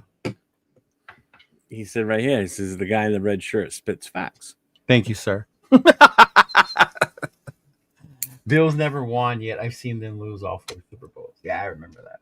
It was pretty good for a few years with a mixture of plays like Donald Cunningham, Gabe Jackson, Rodney Hudson. That was the other name I couldn't remember. Rodney Hudson earlier. God damn it, James. Thank you. That offensive line. Tell me how many guys. One of them is in the Hall of Fame. Kelechi Osemele was like, I think Rodney Hudson. Who's in the Hall of Fame out of that group? I thought Rodney Hudson was. Bro, no. Is he not eligible yet? The most recent player that's played in the NFL for us that's in the Hall of Fame is Woodson. Eric Allen. Ah, that's my bad then. I thought Rodney Hudson was eligible. That recently played for us. Eric Allen years ago. Yeah, that's true. Yeah. Mm-hmm. All those guys, 2 Pro Bowlers, 3 Pro Bowlers. Alice, damn, Sleep Reaper. I know where you be hanging out. 805. You hear Pete's interview? No, I didn't hear it, but I know he did interview him. He said it was going to be released later today. He blamed everything. Yeah, you heard Pete's interview today. He blamed almost everything on the defense and missed tackles. Never said anything negative of or the passing game. So bad. He is. Yeah. I'm telling you, when Gino was walking into the tunnel, if you watch the game, James, the camera cut to Pete Carroll. Pete Carroll looked like he just lost his best friend. His facial expression looked so sad that Gino was walking off the field. It looked like he was ready to cry. I was like, "What the fuck?" I said, "Look, that's his guy. That's his guy. That's his guy. Yeah. To a fault. That's his guy." But why? Gruden did the same thing with Carr. That was his dude. But did he? That was his fucking dude, right? Did he what? Did he blame everything on the defense? Well, I didn't see the interviews. So I don't know. But I mean, the defense was fucking horrible. I mean, can I just address one thing? I know everybody keeps Money Chuck's been JPJ for the last 30 minutes. The role of Jack Kenner will today be played by Money Chuck, who is here every day when it comes to JPJ. Go ahead, Doug. You can remember too, though. I mean, comparing JPJ when he was in this year versus last year, you're talking two different offensive coordinators. Actually, in all honesty, he had three different offensive coordinators in his career here now. So he had Getsy, he had the Turner boys, and then had Olsen. And now if he was still playing, he'd have Kelly, and he'd have Olsen. So technically, he would have had four different offensive coordinators in 2 years' time with us. Okay. Yeah, he's hurt right now. But he's hurt. But remember, last year, yes, he did look better when they put him at center. It was a different offensive system, different scheme than what this one is. All different type of plays. Kelly's a little bit more of a. I don't want to say he's a zone read guy. He's a zone. He's not a power. Yeah. So I mean, comparing the two, I mean, the big thing is, from what I understand, is he was having a hard time understanding. No, it doesn't matter. Here's the audibles for the center. Well, you know what, Jeff? It was funny because I noticed a lot of guards in the NFL are the ones who do the adjustments. I was watching Pittsburgh, and it was the guard who was calling out the protections, and then he tapped the center, and then that's when the quarterback, Aaron Rodgers, knew it was time. There's a lot of that. I was like, oh shit! Like, ever since you told me, and it's always the right guard too. It's not always the center. If it's not the center, then it's the right guard. It's the right guard. And I was watching which the is what was Steeler game. I was like, oh shit, yeah. Which is what was happening, and that's what was happening early this season when he was still at center. Kappa was calling out the audibles, right? Mm-hmm. And which, I mean, it's not a bad, to me. People saw that as like a knock, like, oh, all of a sudden, like, it's a second-year kid in the NFL. Yeah. You know, like, you got to give the kid some grace. Like, yeah, if he has to learn that, he has to learn that. It's okay. Hold on, Will.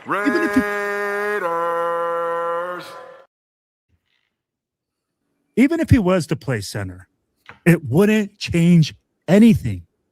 Can we stop this whole nonsense that him playing center is going to make our offensive line that much better? I wouldn't say that makes it better, but it gives it to, what's that word you were saying earlier? Some cohesionness? It gives it continuity. And I get what you're saying. Right? But when you're talking about our offensive line this year, our left guard would still get blown up. Our right guard would still get blown up. Our right tackle would still get blown up. So if you're securing 2 out of the 3 spots, Buffalo Bills. Good luck with that. Does it really change anything? And tell me like this. Tell me that you feel that we have guys anywhere on our offensive line that could fill those other spots and be successful. You just heard Rodgers is going to be in the Hall of Fame one day because he had 2 good games. So we got one guy. That's just some shit right there. Right? I mean, like, and that's the thing where people go like, hey, great, he had one great game. See, but you can't even think of it that way because it starts from when they started. If you leave it the way it was, right, from last year, they were built as a unit. They knew how to play together that way. Colton Miller included, right? When Colton was there, you could see the difference. Once Colton got hurt, this line got way worse, a lot worse. Well, and then you talk about all the shuffling that they even did with Jackson, with Meredith, with 805's boy Putnam, right? Will Putnam. With that fucking Forsythe, you know, you put it Forsythe. But to Forsythe's credit, Mumford. Right, Mumford. Well, that was last year. But that was last year. But I mean, the shuffling, I think, is what frustrated people so much. The fact that you couldn't, and even if you wanted to put him in guard, cool, let him play guard. That was fine. But it was the addedness, or he has to compete for that position. You know, we don't know who's going to play guard this week. Like, what the fuck? We don't know who's going to play guard. You have a healthy JPJ. Like, how do you not put him in guard? That was the frustrating part. That was the frustration. Yeah. Mm-hmm. Whether guard or center, Jack and Jeff can argue that shit all day long if they want, right? But I'm just saying, to me, having him out there on the field. It was just having him out there on the field is what mattered to me. Yeah. I wanted the mauler on the field. That's what I wanted. And that's one thing that I can agree with you on is having the mauler on the field. But regardless if he's playing center or guard, I'm like, let's just be honest. I'm like, right now, he's a better guard for us than he is center because he's our mauler. You just said it. Tell me what other mauler we have on the team. No, he's the only one. Mhm. Meredith, for the love of God. Thank you. My bad, Paul. Bob, And Bob. right, 805 is right. Putnam should be bagging groceries, bro. Yeah, I knew it was one of the two. Yeah, and Parham too, right? Yeah. Parham. That's Parham's Jeff's. good one. Jeff's the one who hates I Parham. hate that guy. Jeff hates Parham. I hated Andre James. But shout out to his wife. But yeah. There's a lot of people that hated Andre James. But wouldn't you like to have Andre James right now? No, he'd be getting No? pushed back just like these guys. You feel the same. You feel like it would be the same. You feel like us putting JPJ at It would mean that Kappa wouldn't probably be out on the field. Yeah, maybe. Mhm. I disagree. I would take Andre James right now. Yeah, no, I wouldn't. I was done with Andre James. Look it up. Look it up. Look it Oh up. my gosh. Hey, respectfully. Is it too late to get?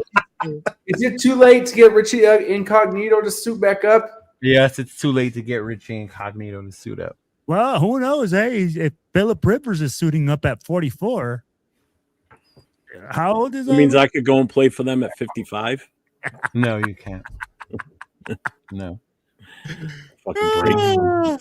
Yeah. No, you can't. I've already had one knee surgery. I don't even know. I've had two knee Hey, surgeries. if Brett Favre can do it, anybody can do it. Wasn't Brett Favre on all sorts of like horse pills and all sorts of stuff too for a while there, bud? Yeah. We don't talk about that. He was on some shit off the money. Dude, he what stole are you off people. doing over there? Are you even paying attention? He's I'm clipping paying- his toenails now, bro. That's Oh, disgusting. man, I didn't take you off the camera, seriously, because that's fucking gross. There's some things that just totally gross me out. And that's fucking one of them. You know, It's just fucking wrong, dude. Jeez, bro. Fuck. And in his kitchen too, like nasty motherfucker. Exactly, Money Chuck. Andre James was trash, bro. He was. Yeah, it Nobody was. said that. Hey, Yeah. look at how bad our offensive line is right now. It's probably But better than half our linemen. it doesn't make it better. He's better than half our linemen though. Now it's funny you say that now, but when James brought up Lockett and Lockett was better than the receivers we have, you thought it wasn't a cool move. Lockett's better. Lockett's better than half our fucking wide receivers. I said, hey, all I was saying was, wouldn't you like to have him back now? All of a sudden, it's okay when he likes it, James. that's what I said. He changes his mind like fucking. But when Lockett came, it was like, what is he gonna do? It doesn't make us better. Calm down. Will change his mind like a woman. Hey, Lockett is like 55 years old, bro. He's not that old. Andre James ain't that old. Andre James like 28. Right? James, stop cutting your nails. It's gonna take you Oh, off bro, the you're screen. nasty, bro. He really is, bro. I see it in his face. Like I took the wrong guy off. 10 toenails. I can't. It's either that or I mute him. I can't, man. It's just fucking disgusting. I'm sorry. You're on timeout, bro. Put him in the back. It's just fucking gross. Everybody's like, take him off. That's great. Put him on punishment, bro. Put him in the back. No, nobody wants to see Gruden 3.0. Either you didn't hear a cat in my car when we went to go get food? A cat? Yeah. How can you even tell me you heard a cat? That's what Johnny just came to get my keys. Are you for. done? I'll bring you back on if you're fucking done. If you're still going, I'll. Cheetah. I don't back know. there Go ask laughing. Johnny. Hey, Cheetah always driving around with pussy in the car. Oh man, that's just crazy, bro. He goes to freaking McDonald's. Meow. That was insane, man. Andre James was ranked in the top 10. That's what I'm saying, bro. That's why I don't fucks with PFF. They had motherfuckers like Parham ranked in the top before. Yeah. Yeah. Oh man. PFF is the most skewed, absurd fucking way to rank players, bro. Yeah. All right. So, Jeff, what you got going on for December the 14th, bro? Okay. Let's bring up the information. After nasty So tune. anybody that's going to Philadelphia this weekend, there are events scheduled. I'm going to grab the link here. Hold on. What? Did Oral Hershiser really pass away today? Really? My cousin just texted her right now. So I'm going to put this in the chat. It's a Linktree account. This will take you to everything as far as anything going on in Philly. It's all the itinerary. Weather Channel is in there. Make sure you check the Weather Channel if you're coming from the West Coast, because you're going to freeze your ass off out here because it is fucking cold. How cold is it, Jeff? Right now here in my house, it's like in the 20s right now. It's fucking cold. Come on, Jeff. T-shirt and shorts, bro. Yes, Oh, sir. That's what we expect to see Jeff out I got there. shorts on, man. I got shorts on still. See? Mm. And a sleeveless shirt on underneath this. I only put this on so I look good on camera. Yeah, so it is going to be cold. There's a possibility, a chance on snow on Sunday too during the game. So. I saw that. I saw all in We'll on be cool with that. As long as it's not rain, I can 20 handle the degrees. snow. The snow I got no problem with. Snow's fun. So anyway, so Friday evening. Nope, wrong one. Nope, still the wrong one. Oh, this dude is not prepared. We're gonna put him backstage too. Friday evening is the shit, man. Get all this shit out of here. We're doing a meet and greet at the hotel, DoubleTree Hotel Bar. Modelo giveaways while they last. It's 4509 Island Avenue in Philadelphia. So we're doing that Friday night from 7 to 10 p.m. And on Saturday, we've got two events going on Saturday. So Saturday, December 13th from 12 to 4, it's at Misconduct Tavern at 1801 JFK Boulevard in Philadelphia. Right next door to that is also a restaurant called the Taste Cheesesteak Bar. Is right next door to Misconduct, as well as, can you pronounce that? I don't want to get yelled at. Grill. Yes. And then from 8 to 11, we're going to be going to the Ashton Cigar Bar at 1522 Walnut Street in Philadelphia. As far as the tailgate, don't have an exact lot yet. Hopefully we'll have that information by Saturday night. What? Yeah. Wow. How are you guys going to announce a tailgate party but not have a spot yet? It's complicated. Okay. I can fill you in a little bit more, but it's a little bit more complicated there because the what they charge for prices at the Lincoln Financial Center parking lot is ridiculous.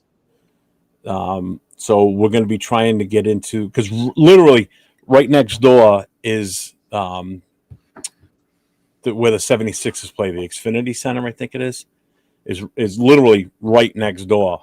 So they open their parking lot up for the Philadelphia Eagle games also. So we're trying to get a lot in there. We're trying to coordinate with the other people because we're going to have a DJ there and everything. So we're trying to coordinate with the people that need to be, together to set up. So it's going to be early because they actually open their goddamn tailgates super fucking early in the morning. So does Houston. I did not know that. I found out today.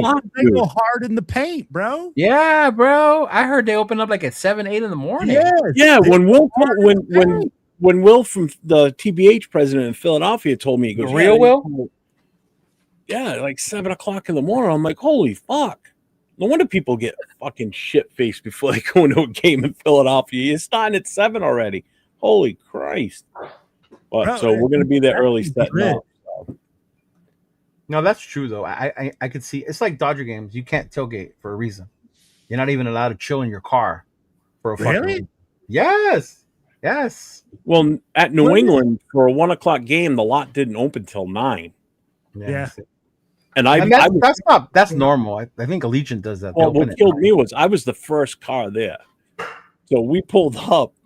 And I pull off to the side of the road in the breakdown lane, and I'm sitting there waiting. I'm literally right in front of the lot we need to pull into.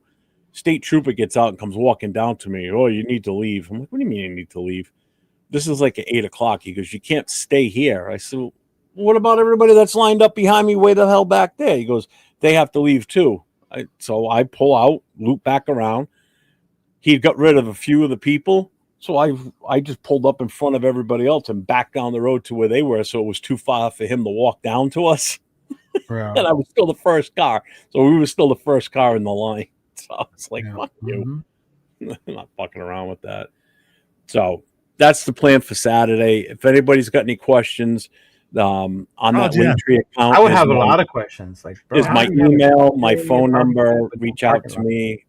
I can answer pretty much anything that's going on with that. They are taking donations. The link for the donations is in that Linktree account for Philadelphia. To Will, not this Will, William from Philadelphia's chapter. The real Will. You gotta say the real Will. Yeah, because this one's phony. This one's Yeah. the Raider Will. No, see, he went too far. This one's the Raider Will. He said the phone. See, Will, he doesn't know boundaries, dog. Bro, you guys You are don't. assholes. You don't. He is. He won't let James cut his nails, right? He Oh, won't please! address you by your real I was name. getting grossed out by it. And if you don't listen to them, man, Baby DC, killing it. I was waiting for him to say something, and then when I saw this motherfucker turn, I don't do your toes, dog. Don't do your toes. I saw his knee up at one point. I'm like, oh, mother. Oh. Yeah, Ryan. Some of the gates in Oakland would open up at 8. I remember that. Yeah, right? Look at it. Yeah. Yeah. Note to self, if ever in Texas, do not accept dinner invite at James's house. Noted. Hey, Hey, James. so my Texas, my Houston peeps.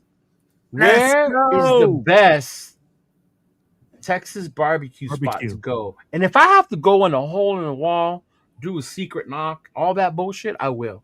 Oh, that's the best. So Some my peeps, let me know. And if you some send me shitty-ass to a greasy Tex-Mex spoons on. place, I will cuss you the fuck out. No Tex-Mex, only fucking barbecue, please. Oh, bro, I can't wait. I can't wait. Literally, the Airbnb we got, bro, is right next to like a Texas barbecue place. I'm like, shoot, I'm just gonna be walking over. But is it good? I don't know. What the fuck? Well, I'll be like, hey, I'm just gonna go check it out. I'll let you know once I taste it. You fly in Friday, anyways. I'll be tasting it on Thursday. Make sure everybody also sends Leo any information on the best Tex-Mex while he's down Fuck there. that, bro. He wants to experience the Tex-Mex big says, time. Chico, go try these tacos. I'll be like, If you guys see Cheeto hanging with his boy Timmy Brown, just mind your own business as he's over there. Philip Rivers back in the NFL has no bearing on us. I could give two shits. But shout out to the old guy. I'll give him that. Man, he's saying as an NFL, why are you so mean to the fans today, dog? What? He's asking. It still has no bearing on us. I mean, we don't play the Colts again. We already That played them. doesn't once. have his coffee. It does, because if the Colts make the playoffs, the Chiefs don't. So go Colts. Chiefs are not making the playoffs. Hey, they're still in the hunt. They've already been mathematically eliminated from winning on division. So that already, but not from making the Go playoffs. away. Yeah. They're not going to make the playoffs, dude.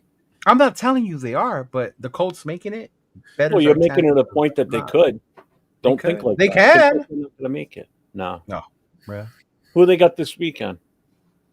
I don't know. I'm not a Chiefs fan. Oh, well, I mean, Call your Then call your brother. Call my your brother. brother. You know. Don't they play the Broncos? Yes. I don't know. I'm not a Chief or a Broncos fan. No, I think the Broncos play. Hey, fellas, I gotta get going. My son's All waking right, up. brother. We gotta put him yes, to bed. yes, Jeffrey. I think it's crazy, bro. All right, brother. Take it easy. Have a good one. Yeah. It is crazy at that age. I mean, the guy's a grandfather. Yeah. What's he gonna go cut his kids' toenails now? Yeah. And it's crazy because if you think about, they lost Daniel Jones. They lost the great and mighty Riley Leonard. Fuck. Who would have saw that coming? Bro, and then they it's really like, don't like Anthony Richardson. They don't believe in Anthony Richardson. You thank have you. him there. You might as well give him. Thank you. But you're gonna sign 44-year-old Philip Rivers to come in there and save you? I think they would have signed him Hang even if Riley Leonard was still not injured. I don't think they would have trusted Riley Leonard, to be honest. No, but I with think you. they would have probably brought him in case Riley goes down or he can't go. Yeah. But the reason I brought it up I is think because they would have Wilson, brought him they do not in. want Anthony Richardson. But here's the thing I saw it today on Good Morning Football, and it makes sense now when you think about it, because what's his name, the head coach from the Colts, used to be with the Chargers back when Philip Rivers was a player. He's got a long tenured career with that coach. Rivers was on the Colts before he retired. I know that, and that's what I'm getting at. And he was already with the Colts on top of that too, so he knows the exact system they're running. So it's not going to be a far stretch for him to come in. It would be if he were to be signed by, like, say, the Raiders or someone else, coming in, learning a whole new system. He's going to a team that's already running the system that he's the most familiar with. So I get why they did this in a way. He's in shape. Obviously, that's what I was trying to tell Will, bro. Over here, 44-year-old. Is it far fetched? Probably not. In all honesty, they have a great running game with Jonathan Taylor. That's a really good O line. They have weapons on the offense. But let me ask you this, okay, guys? How long has Phillip Rivers not been playing? 5 years. 4 years. 4 years. 4 years not playing in a professional game, right? Yeah. You can stay in shape. But game day shape, game day reps are totally different. Okay.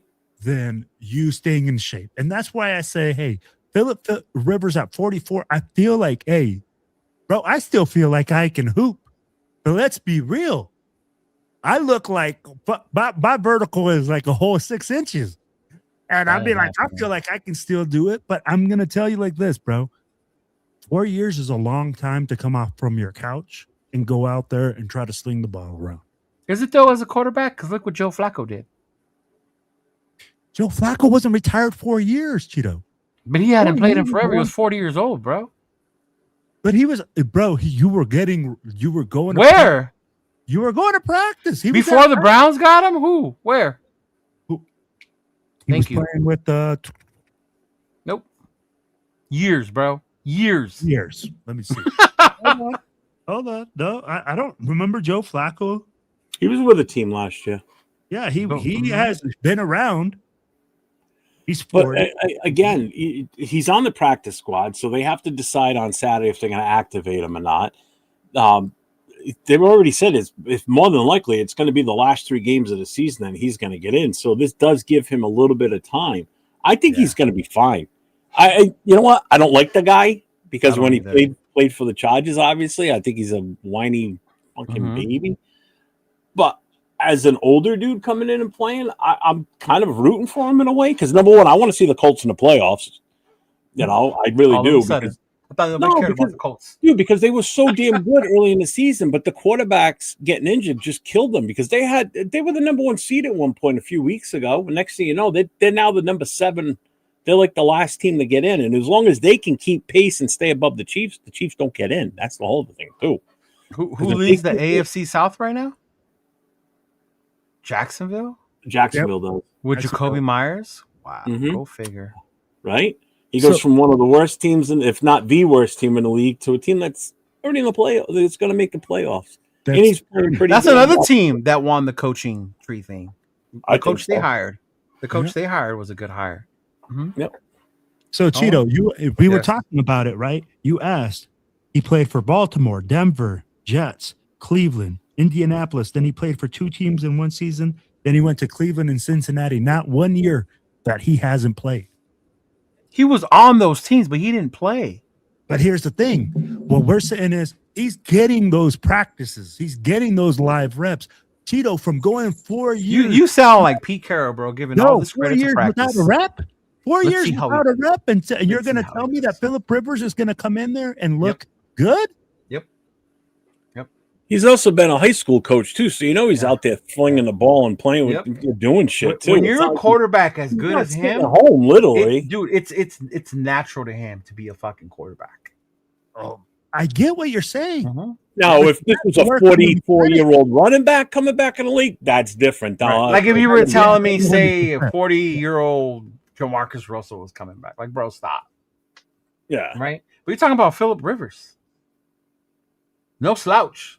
As much as you want to hate him. No slouch. Nobody's saying he's going to get in the Hall of Fame. He's going to get in the Hall 100%. of Fame. Yeah. So to expect him to come in and not succeed, it's wild, bro. Yeah. I'm just saying, after being out 4 years. I know, right? Accent. Go fuck your face, you prick. What? That guy bust my balls because of my East Coast accent. Get your pants. I know, right? It's so annoying. I hate it too. Yeah. What up, MC Raider? I am not wearing a 49er fan. Sure. Up, MC. It is a Uso shirt, bro. The real ones. The Usos are back. Who's paying you to wear that shirt, Cheeto? Just like red shirt and everything. Oh man. Radio AM 920 is paying me to wear this shirt. That just goes to show you, if Ryan Tannehill's available, they'd rather take a 44-year-old Phillip Rivers over Ryan Tannehill. 100%. I mean, even if you look at the free agents right now, right? Just for what I just got to look at this because this is killing me to see who's out here. The quarterback's available? Oh yeah, yeah. That's what I was saying. Like it, honestly, there's legit only three quarterbacks listed right now. Who is it? CJ Beathard, Jeff Driscoll, and Jake Fromm. And that's why they called Phil and said, "Hey, Philip, we need you, buddy."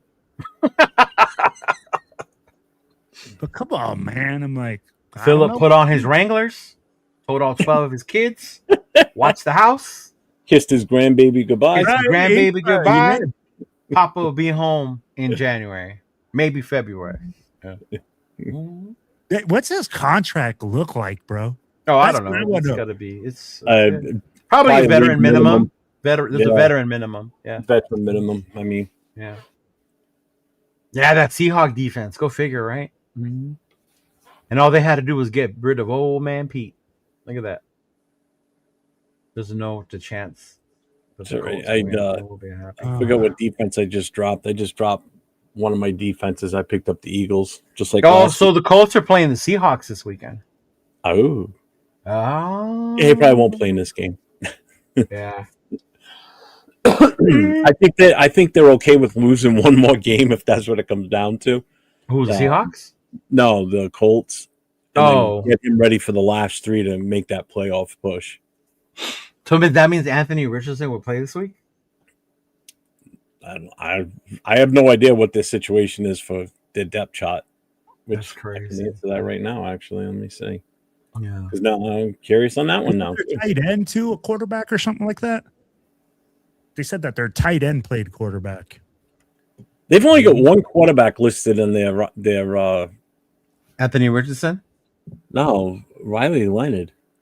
Oh, so because he's still under like the injury protocol, it's still questionable or whatever. Yeah. Yeah, and that's as of yesterday. But on their practice squad? On their practice squad, they have Brett Ripien and Phillip Rivers.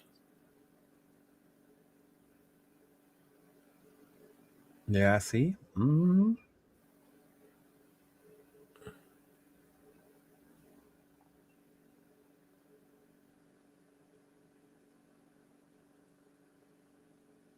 Hey guys, I don't know if you're going to the Panthers or not, but do you think they're going to make you think they're going to be able to beat the Saints? Yeah. Is the South that wide open? The NFC South? With the Falcons? Bro, I'll tell you right now. Hold on.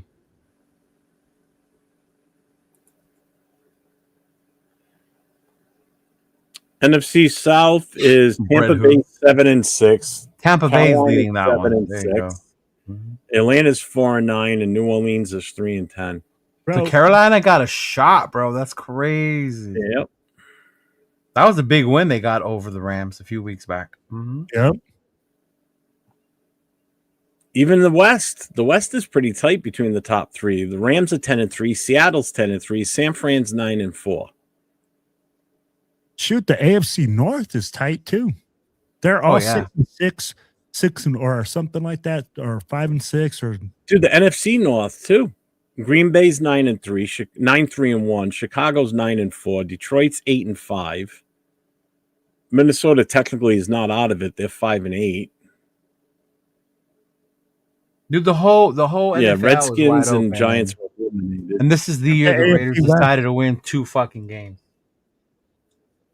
Bro, except AFC West, what? What are we in the AFC West? What's our division? It's just Denver, but the division in itself is open for wild cards and shit like that. Yeah. Yeah. Mm-hmm. What up, Rundown? What's going on, big dog? Oh, what's up, Rundown? Yeah. It says, Yeah, if you look at the playoff picture right now, right? So for the AFC, Oh, he does have that orbital bone issue. That's what hurts. That's what I was about to say. That orbital bone. That guy just. So right now, the top 7 teams that would make the playoffs is Denver's 1, New England 2, Jacksonville's number 3, Pittsburgh, and they're both 2 lost teams, right? Mm-hmm. Yeah, Denver and New England. Yep. Yeah. But they have the conference is the one. 7-2 is Denver. 6-2 is New England. Yeah. What are you looking for, Leo? Buffalo. The Chargers are number 5. Buffalo 6. Houston's number 7. Indianapolis is on the outside looking in right now at number 8. Then Baltimore. Then Thank Case. you. Cat in there? How did the cat get in my car? I don't know. I just saved it.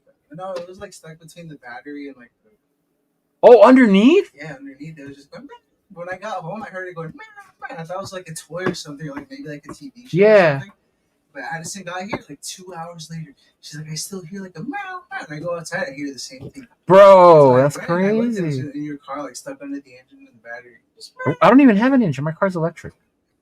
it's like stuck under all the shit. Oh, wow. I just left it a little bit, and then I picked up the cat and I was dragging out. That's crazy, bro. Thanks, buddy. There was a cat stuck under the car.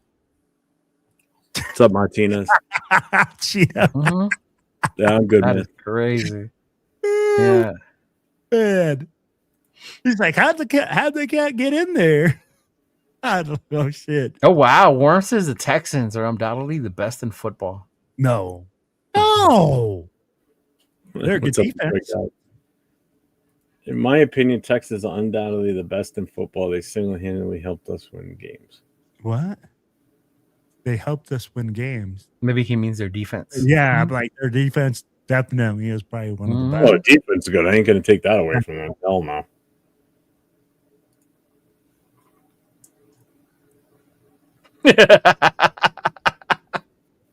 Elon, that's funny. I'm pretty sure Philip Rivers probably has a new baby clothes in this project Oh my gosh. where if his wife pops another one out before the end of the season, he gets a $5 million bonus. Hey, the Texans are nasty, though, man. They are. Yeah. Mhm. Yeah, even in the NFC right now, the Rams are the number 1 seed, 10-3. They're the only double. No, win- they're not. The Seahawks. No, the Rams. I don't know. In the division, the Rams are 3-1. The Seahawks are 2-2. Oh, I was about to So say. they get that over them. So it's Rams, then Green Bay at number 2, then 3 is Philly, 4 is Tampa, 5 is Seattle, 6 is San Fran, 7 is Chicago. On the outside looking in is Detroit, Carolina, and Dallas. Seattle's only 5 because of the conference, the seedings. Yep. Yeah. But they have a Yeah. better record than everybody else besides the Rams. Yep. Yeah. Mm-hmm. Let me ask you guys this. Who do you guys think will make the Super Bowl if you guys were to make your selections right now? Mm-hmm. It's so hard to tell one team, bro. I can't think of one team that's dominating at all. I would say the Rams. Just take the Rams. Devontae Adams. The Rams and the definitely in the Rams. NFC. Mhm. Yep. The Rams. I'd rather see Green Bay. I'd rather see Josh Jacobs get to the Super Bowl than Devontae. Yeah. But I don't see them getting past the Rams. After the NFC, I gotta probably go with the Rams. The Rams are scary. They can be. AFC, I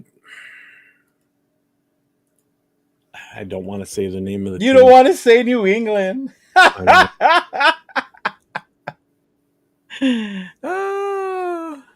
What Money Chuck said it for you. Yeah. Money Chuck said it for you. Money Chuck said the Rams in New England.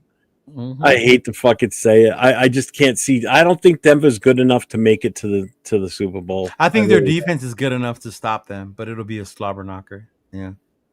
I just think the Patriots. I think the Patriots are better put together right now. Because you got to remember, Drake May is still up there in how often he gets sacked. And that's Denver's fucking specialty, bro. Is to get Slim after Reaper's your saying fucking that quarterback. They're one and done. Yeah. Slim Reaper's going one and done. I could see that happening. Trust me. I hope they are. Because listen, I'm already getting my balls busted, and by Patriots fans around here. And I keep reminding them, I'm like, hey, you guys got 2 losses. Just remember, one of those is to us. So This one's funny. He's like, December will determine that if the Rams or the Seahawks go to the. If Sam can keep it under 4 interceptions. Wow. I think the last time they played, Darnold threw like 3, and the Seahawks still almost won that game. great. Yeah. Look who's in the chat. Still. Watch my mother. She's a freaking Pats fan too. Say it, Jeffrey. Say it, Jeffrey. Say it for your mother. Then you don't think Buffalo makes it? You don't think I think Buffalo? Buffalo makes it. Josh Allen? I think it could be Buffalo, and I'm gonna go with somebody else other than the Rams because you guys already both went with the Rams. I think the Eagles come back. Oh, you're wild. Mm-mm. No, I'm just again.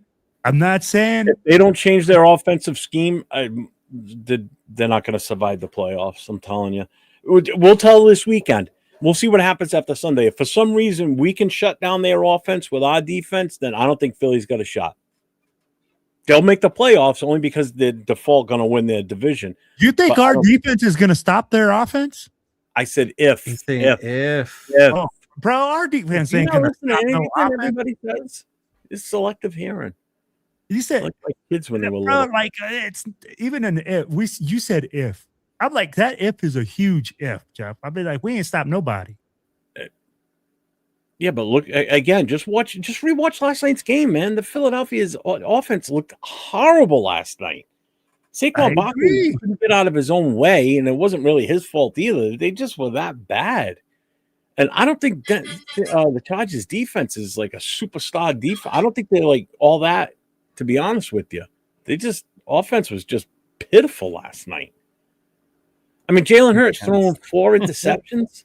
Come Yeah, on. Rorschach said we can't stop a runny nose. Good. He ain't lying. Mm-hmm. For me, it's going to be like this. If Philadelphia gets their running game going, they get to run the football like they have the past. If they get the running game going, then it's over. Then I it's agree. over. Yeah. Didn't they get the running game going yesterday and it wasn't enough? Saquon didn't do much. He had They didn't do. that one long play, but that was like a side toss. That wasn't even like a. Where is this? Let me go back to it because I want to look at the stats from that game now. Yeah. Let's go here.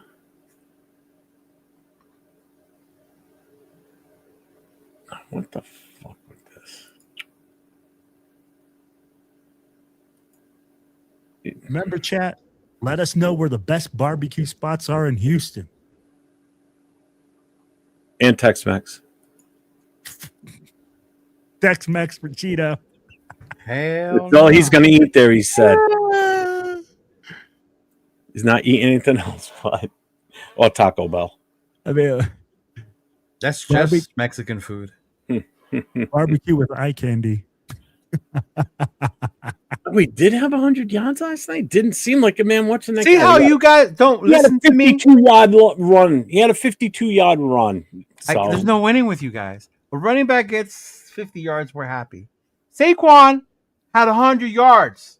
That's he a got good game. 122, but again, take that 52 out, which was I don't one. give, you can't No. take away something he's doing. Okay. So what Will said is Saquon gets his run game going. That didn't help yesterday, did it? consistently. Oh, here we go. Always changing shit. But Y'all he's love the moving. running game. Y'all, I'm gonna call you guys the fucking No. refs. No. You You're guys running are the game. go. Hey, You hold guys on. are the No, first no. down markers because you guys 100 love yards- moving those posts. Well, no, you said, You hey, do. so your goal, so you're saying 100 yards automatically means that you dominated the offensive line. Did I say dominate? You said get the run game going. That's 100 the yards run isn't game. getting your run game going.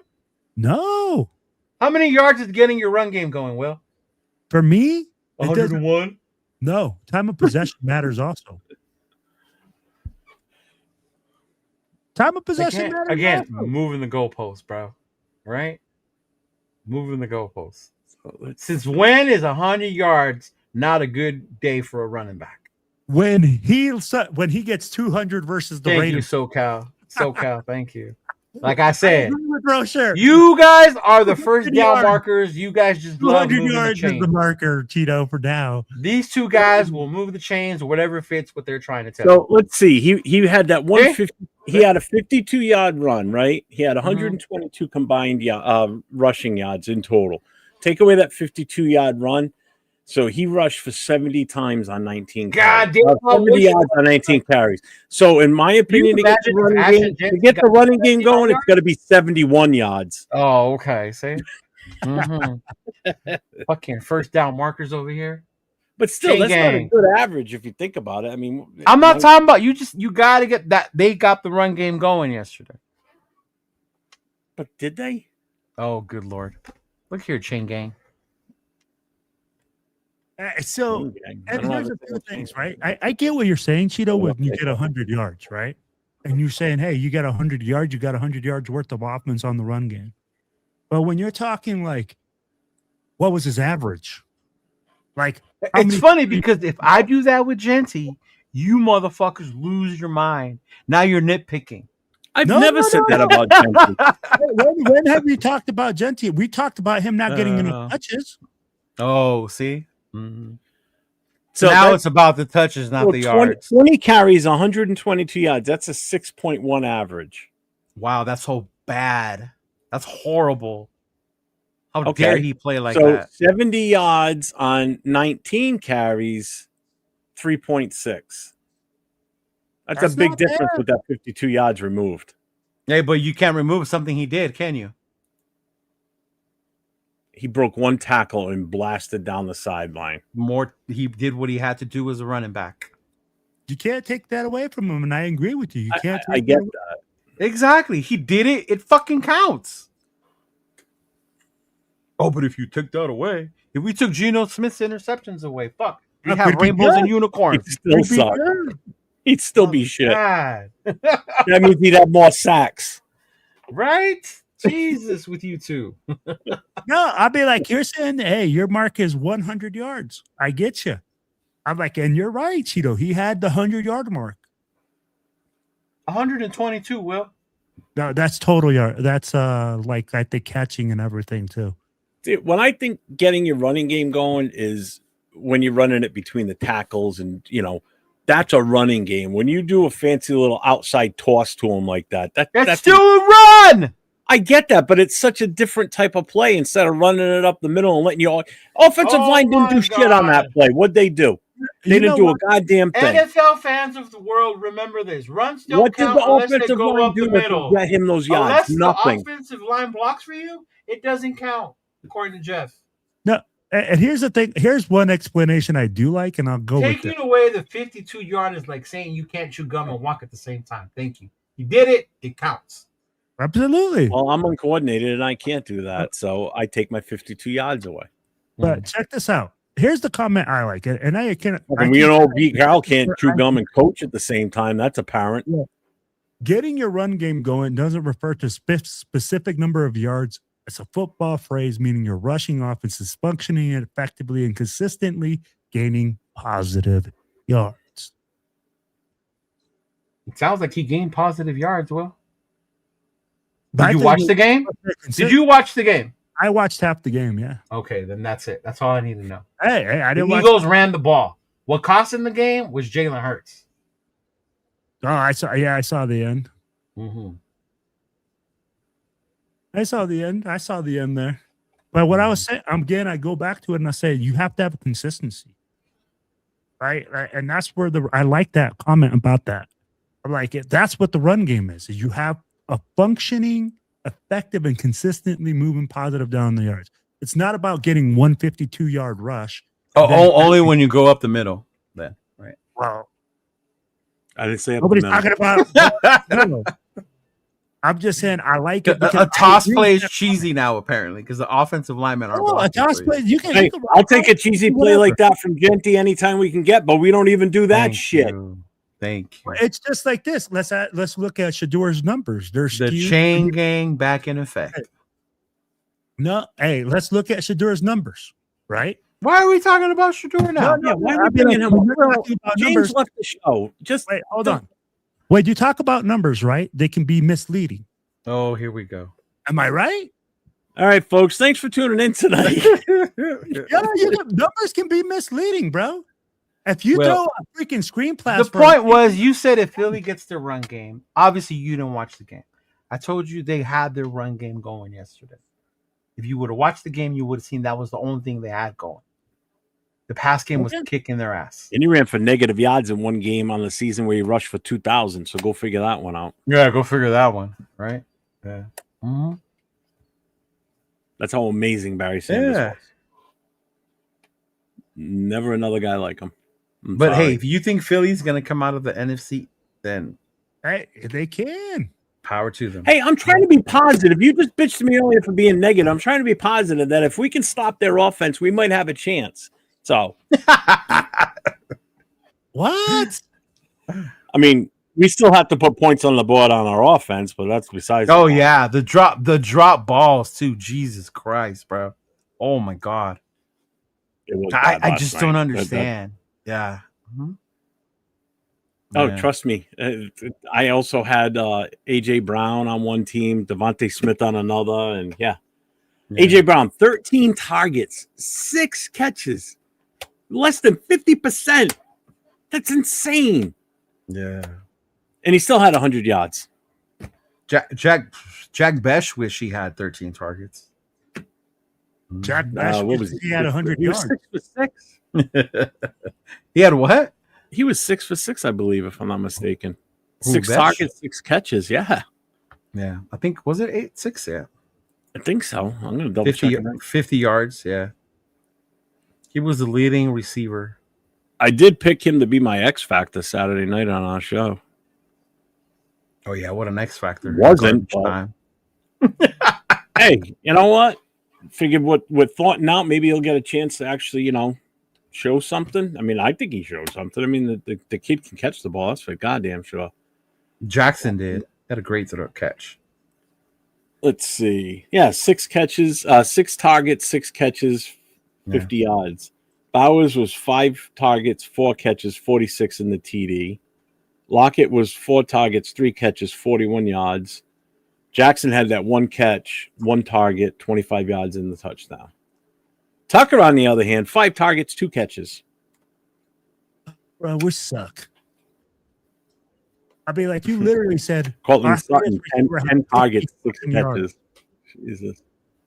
What's our average? For what? For average reception. Oh, I don't know. Like 8 yards? Let me see if I can get the full stat. Yeah, here we go. Stats.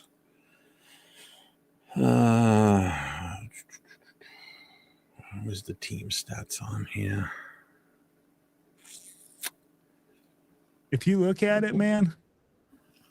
Here.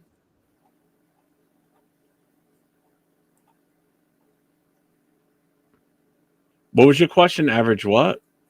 Average receiving? Yeah. Average yards per game? Yeah, or per reception. Per reception is like, what are we doing? Like 6 yards per freaking reception? No, that's average yards a game. Average 10. For the team, we're at 10. We are averaging 10 yards a reception. Mm-hmm. That's pathetic. Our opponents are 10.3. Almost the same number of targets versus pass attempts, too. So we're at 393 total pass attempts, 276 completions at a 70.2 average. Our opponent's total is 392 attempts, 281 catches, 71.7.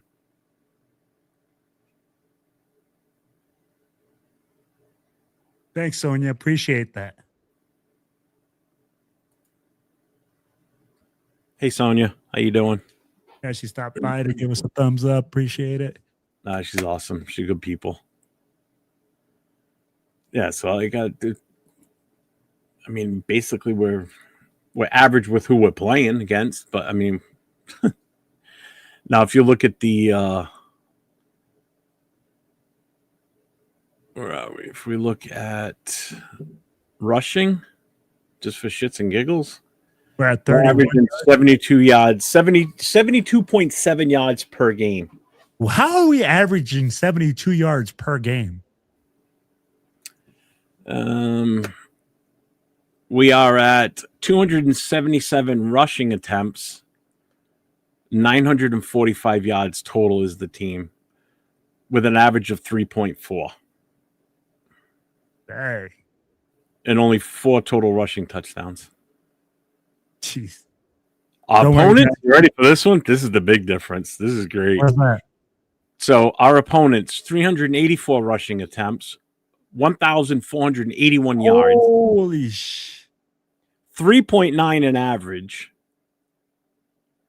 18 total touchdowns against us on the ground. Average per game in rushing against us, 113.9. Jesus. We're so good. So I mean, like, basically, our run defense is Trash, trash. pretty much. I'd be like, we give up first downs all the time. Oh, Cheeto's back from talking with his agent, guys. You guys know it's a world famous. No, I was calling the referee association, wondering why these two jackasses keep moving the sticks. Is that what it is? Yeah. Oh man. Look, you want to hear? Do you want to hear the passing team stats? Oh, I was hearing you guys. I was like, oh my god. Want to hear this one? Oh my god. So passing for our quarterback so far, 411 attempts, 276 completions, 2,753 yards. So that's a little over 50%. At a 67.2% completion ratio. Average of 6.7. 6.7 yards a catch? Yeah. Per throw, basically. Per throw, 6.7 yards per throw. There's some teams that almost average that. Averaging 211 yards a game. Okay. 17 TDs, 14 interceptions, and 50 sacks. All right. 50 sacks. I saw that today. So 50? opponents, 50? We're at 50 already? we're at 50. What's the record? Reno alone has 49. Yeah. Pickett's got 1 sack. So opponents, 410 attempts, 281 completions. They're at a 68.5% completion ratio, 2,800 yards. They average 7.1 per pass attempt, 222 yards a game, 19 touchdowns, 8 interceptions, and we've only sacked 26 times. 26? That's nuts.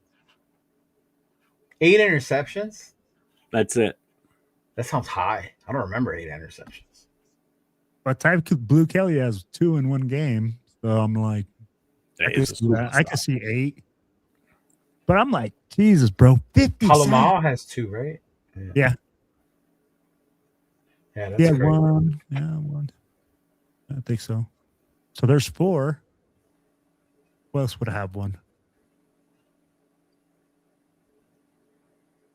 Yeah, we've got 26 sacks on the Snowden season. had 1. Max is leading in sacks, obviously, with 9.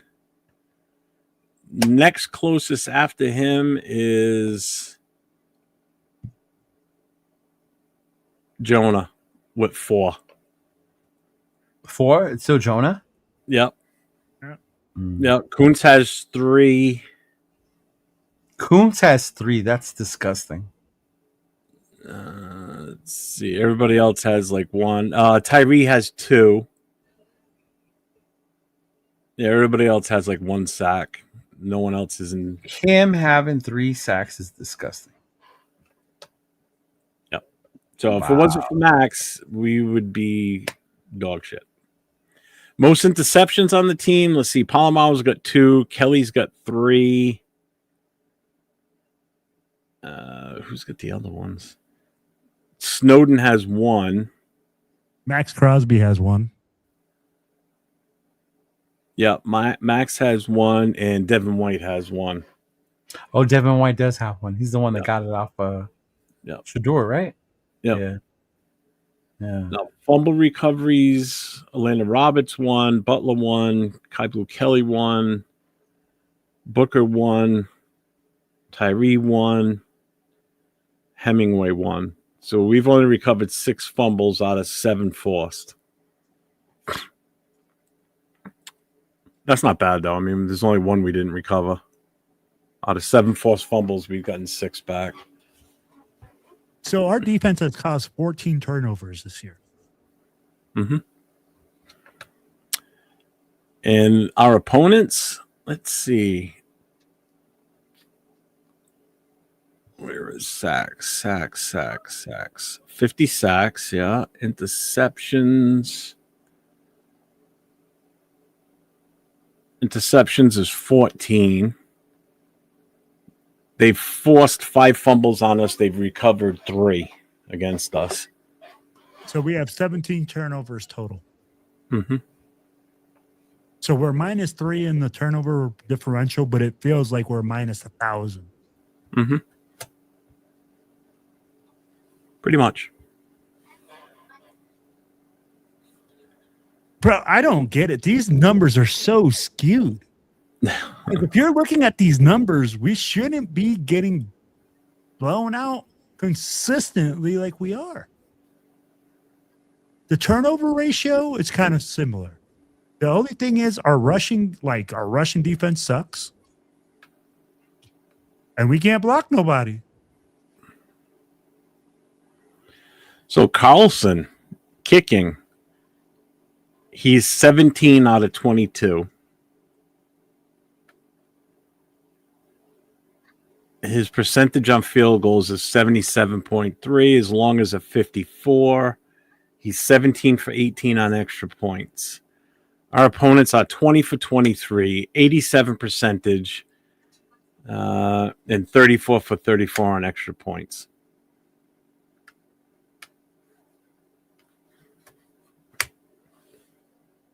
Fucking AJ Coleman, this guy's amazing. 50 punts. We've punted 50 fucking times. 51 actually, because Carlson had to kick one when Cole got hurt. Mm-hmm. So 51 punts, 2,415 yards. Long was a 64 by Cole. Cole has an average of 47.7. And we've had 2 blocked. He's put 18 inside the 20. He's put 4. Had 4 touchbacks. So out of 2,300 yards punting, 22 have been returned for 328 yards. How many touchdowns returned? Doesn't say. I think it's 3 2. or 2. 2, I That's think. actually not a stat that's on here. No, it's not on here.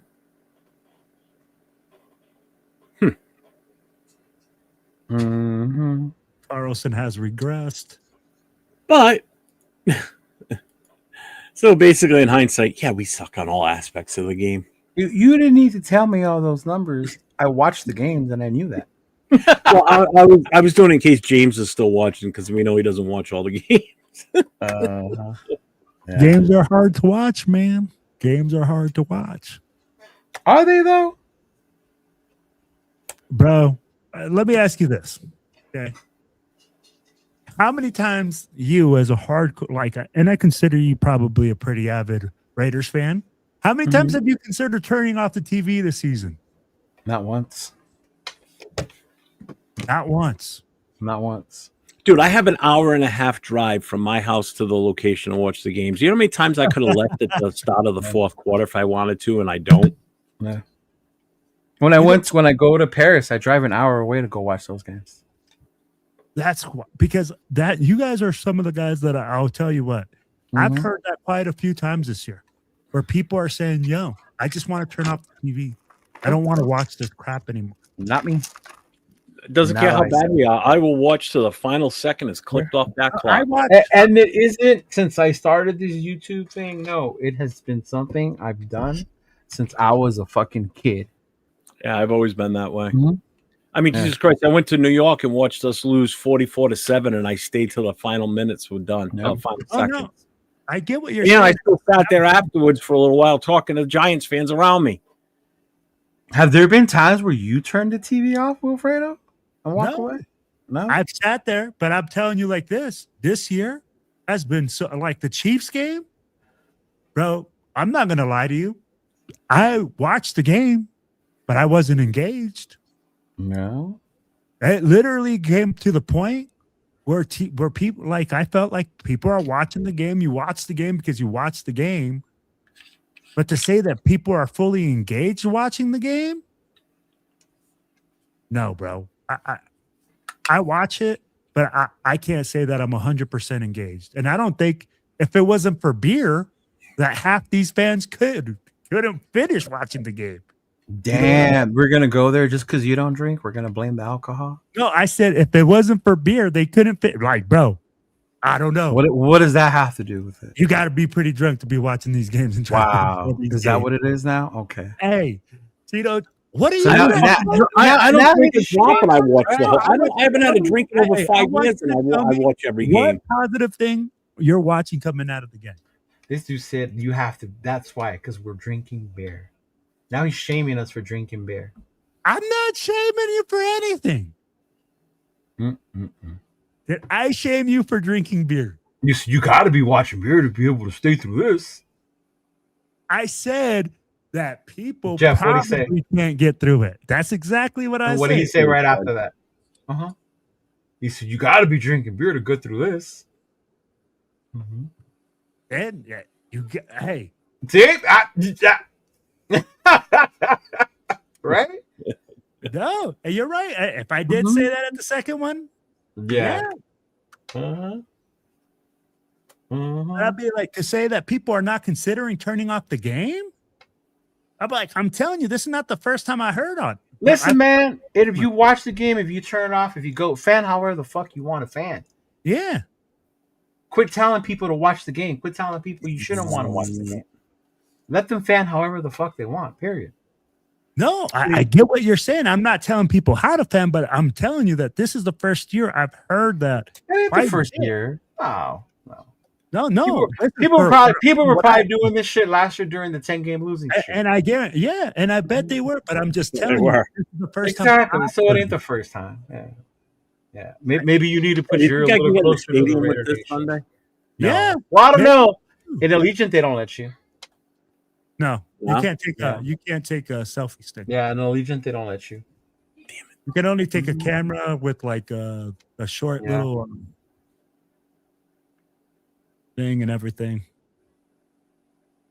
Yeah. What didn't you look at the rules, Jeff? For No, just asking. I wasn't going to unless anybody knew for sure. But I'm going to use it for everything else this weekend, though. So it's a tripod and the whole 9 yards. There you go, money are you truck. going to record stuff, Jeffrey? Are you going to be out My there with bong your head. camera? Yeah, I know. It looks like a stun gun on the back. It looks like a fucking cattle prod when you look at it straight out from the camera. But yeah, I plan on it. My bong hits get me through the games this year. Look at that. Will with the low blow. Shame on you, Will. What? Keep it a buck, man. No, maybe to you because you don't drink, so you see it that way. Yeah. See, I don't drink and I don't see it that way. Now go figure. Why is that, Jeffrey? I don't know. No clue. No clue. Maybe because at one point I was a raging alcoholic and that's what got me through the game.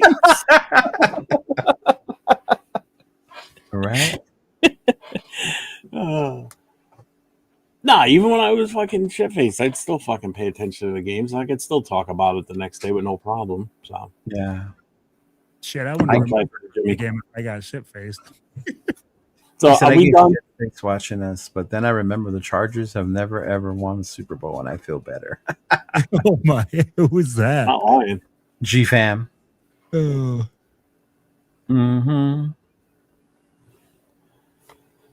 Watching the broadcast in Spanish makes it watchable. Spanish commentary is hilarious. Bombazo. It is fucking ridiculous. It is annoying. Oh man, I've had to watch Monday Night Football on Monday Night Football, but Spanish because we didn't have the channel or whatever. It is. Oh my god, it's the most boring thing ever. You don't like Oh, the yeah, Spanish took that announcer. interception away from Jalen Hurts last night, and Mhm. they would have won that game. That last interception that sealed it, they would have gotten it. Oh, that was That's crazy. what it was. Henry Ruggs was moved to higher security prison. Mhm. Why? Well, obviously for fucking being a model citizen. Wow, hey.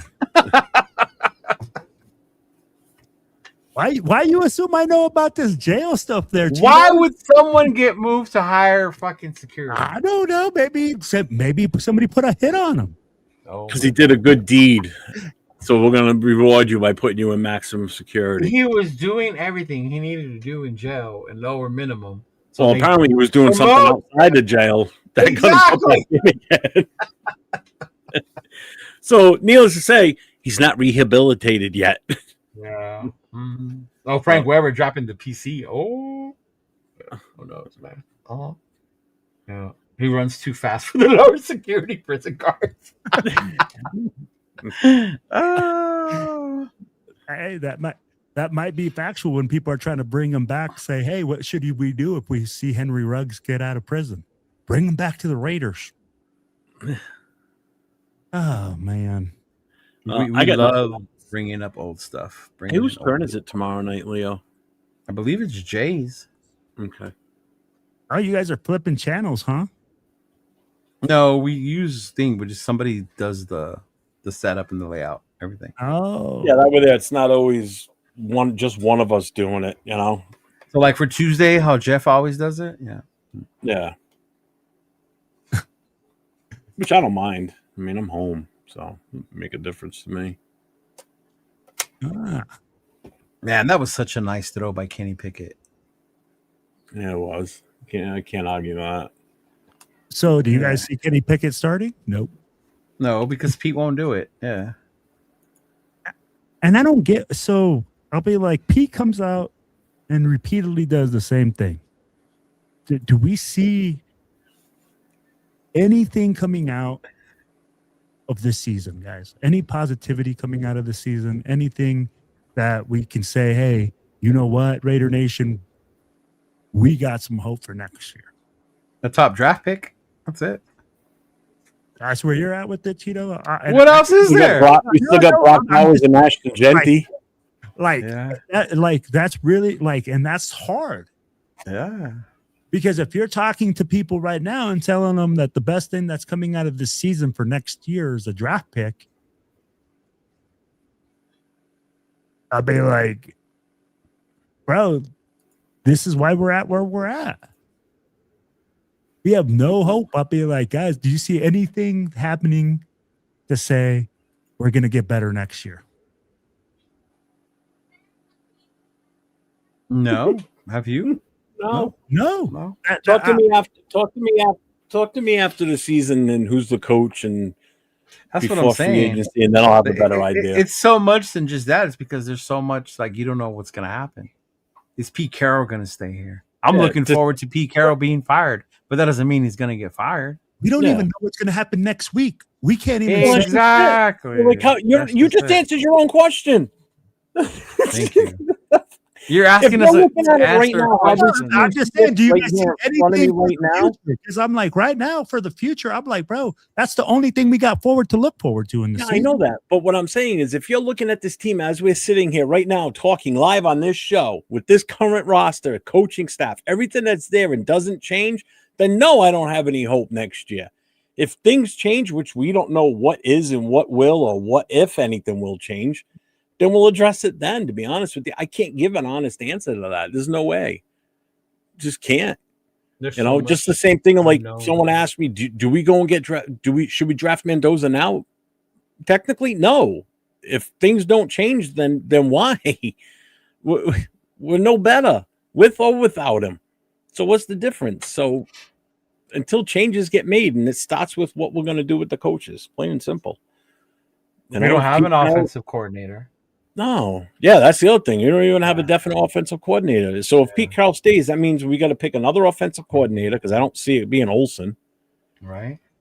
You know, so now we're starting with a different offensive coordinator. What's this guy's history like? What type of system is he going to want to instill? you know, and what pieces of the puzzle we have now are going to fit with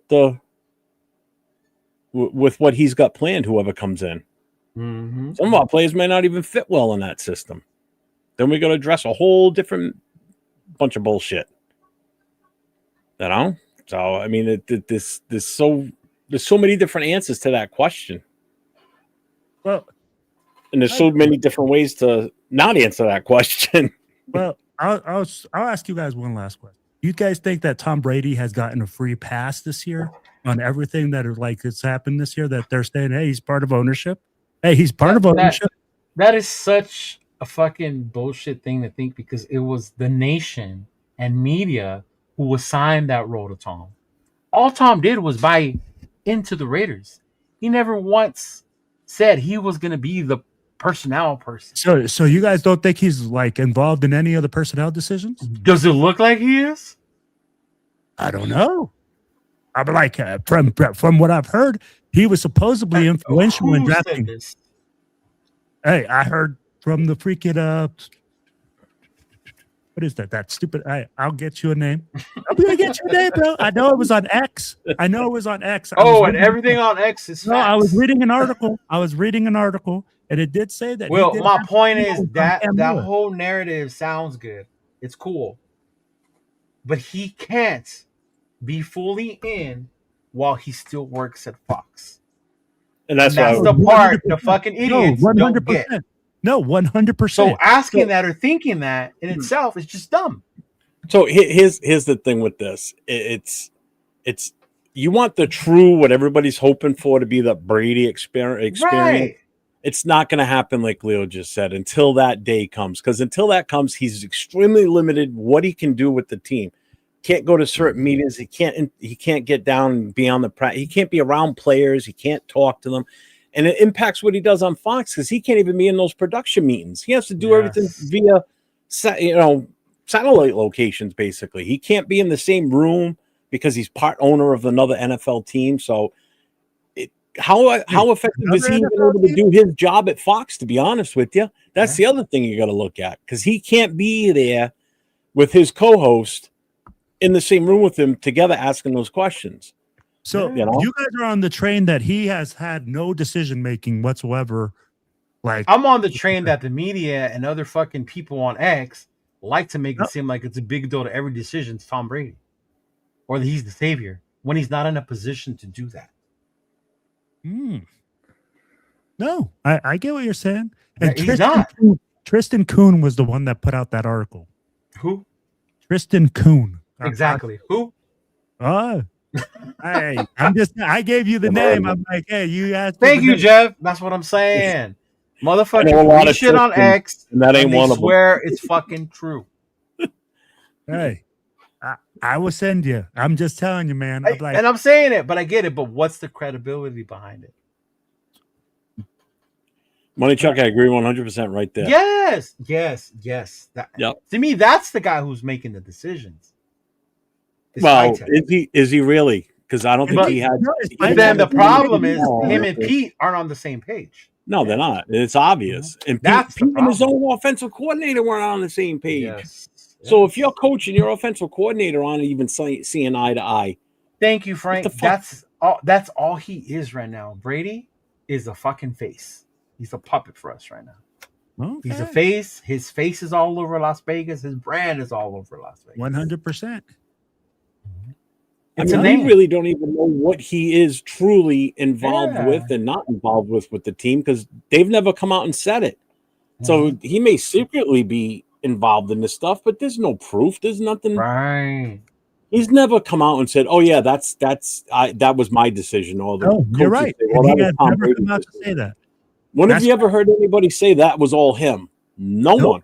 Nobody's ever said it. But here's the thing: you don't invest in something. A silent partner doing nothing. You invest in something that's making, regardless of whether they're playing like ass or not, and the Raiders do make money. Yeah, no, I get what you you're invest saying. in something if you're trying to build the brand in that city, which is what he's doing. So don't give me that you don't invest if you're not going to make decisions. Shit. Yeah, that's not why he invested in this. Yeah, he's not stupid. People think that he's crazy to be an owner. Why would he want to own the Raiders? He should have gone and being an owner of the Patriots. Patriots. He ain't making no money owning the Patriots, living in being in fucking Foxborough. It's a semi-wealthy town, but it ain't no fucking Vegas. I think he tapped out what he could out of that market while he was there. Oh God! And because he's TB12, now he's in a whole nother market down here in Vegas. Shit, man! I remember when he first started out, he was on these like half-ass, local-ass commercials, and now it's like you wouldn't even look at them now. You shitting me? Hey, I'm Billy Bob's Furniture Store. Can you come do another commercial for me like you did 15 years ago? Fuck you. What are you gonna pay me? 10 grand? Get out of here. Mm-hmm. Although he probably would do it for 10 grand. But I get it. It's when you're in a shit show like we are, it's easy to want to pick someone and say, well, why isn't he doing this? He should be doing this. He should be doing that. Well, Tom Brady's here. It's who he is. Yeah. And that's just because who he is. Yeah. If this would have been... Dude, it wasn't just him that about ownership. Nobody has mentioned Richard Seymour. No. And he's part of that group. But Jim Gray's part owner, isn't he? And he's mucking things up, too. He is the one that I heard is the one that's fucking shit up. Mm-hmm. He's the one that needs to be fucking. Yeah. He's like Mark Davis's right-hand man. He goes everywhere with him. Told you he was here with the Brockton thing for Al Davis. He seems to be the one that's the problem. Who's Jim that? Gray. Well, he's involved in the team. He might not be an owner, but he's definitely involved in the team. Yeah, he's not an owner. No. But he's the one that convinced Mark to do. He's like an influential advisor. Yeah. That's for damn sure.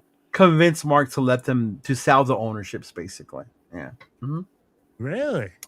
Yeah. Interesting. Stay off X, bro. Good with the news. Oh, bro, I read it all, bro. Apparently not. I got the article right here to send over to you, bro. I know which one you're talking about, but I'm telling you, who? Hey, somebody that gets paid to write articles, not me. Anybody can write articles online now. Well, do you know that? Yeah. I know what you. Hey, but when it's Bleacher Report, when it's you didn't say Bleacher Report, did you? You didn't say The Athletic. Well, these are like the sources that he's using. So that's why I'm like, hey, come on, man. We live in the world where Kim K's trying to be a lawyer and pass the bar exam using ChatGPT. And she might, Eddie. She might. And then you want to believe shit on X. Come on now, man. Let's go. Hey. I'm just telling you, man. For me, like in my opinion, he might have some say, and I'm not gonna say that. But people are gonna look at it and just say, "Hey, like you guys do." He has limited say. He has limited stuff. He has stuff that he's got going on.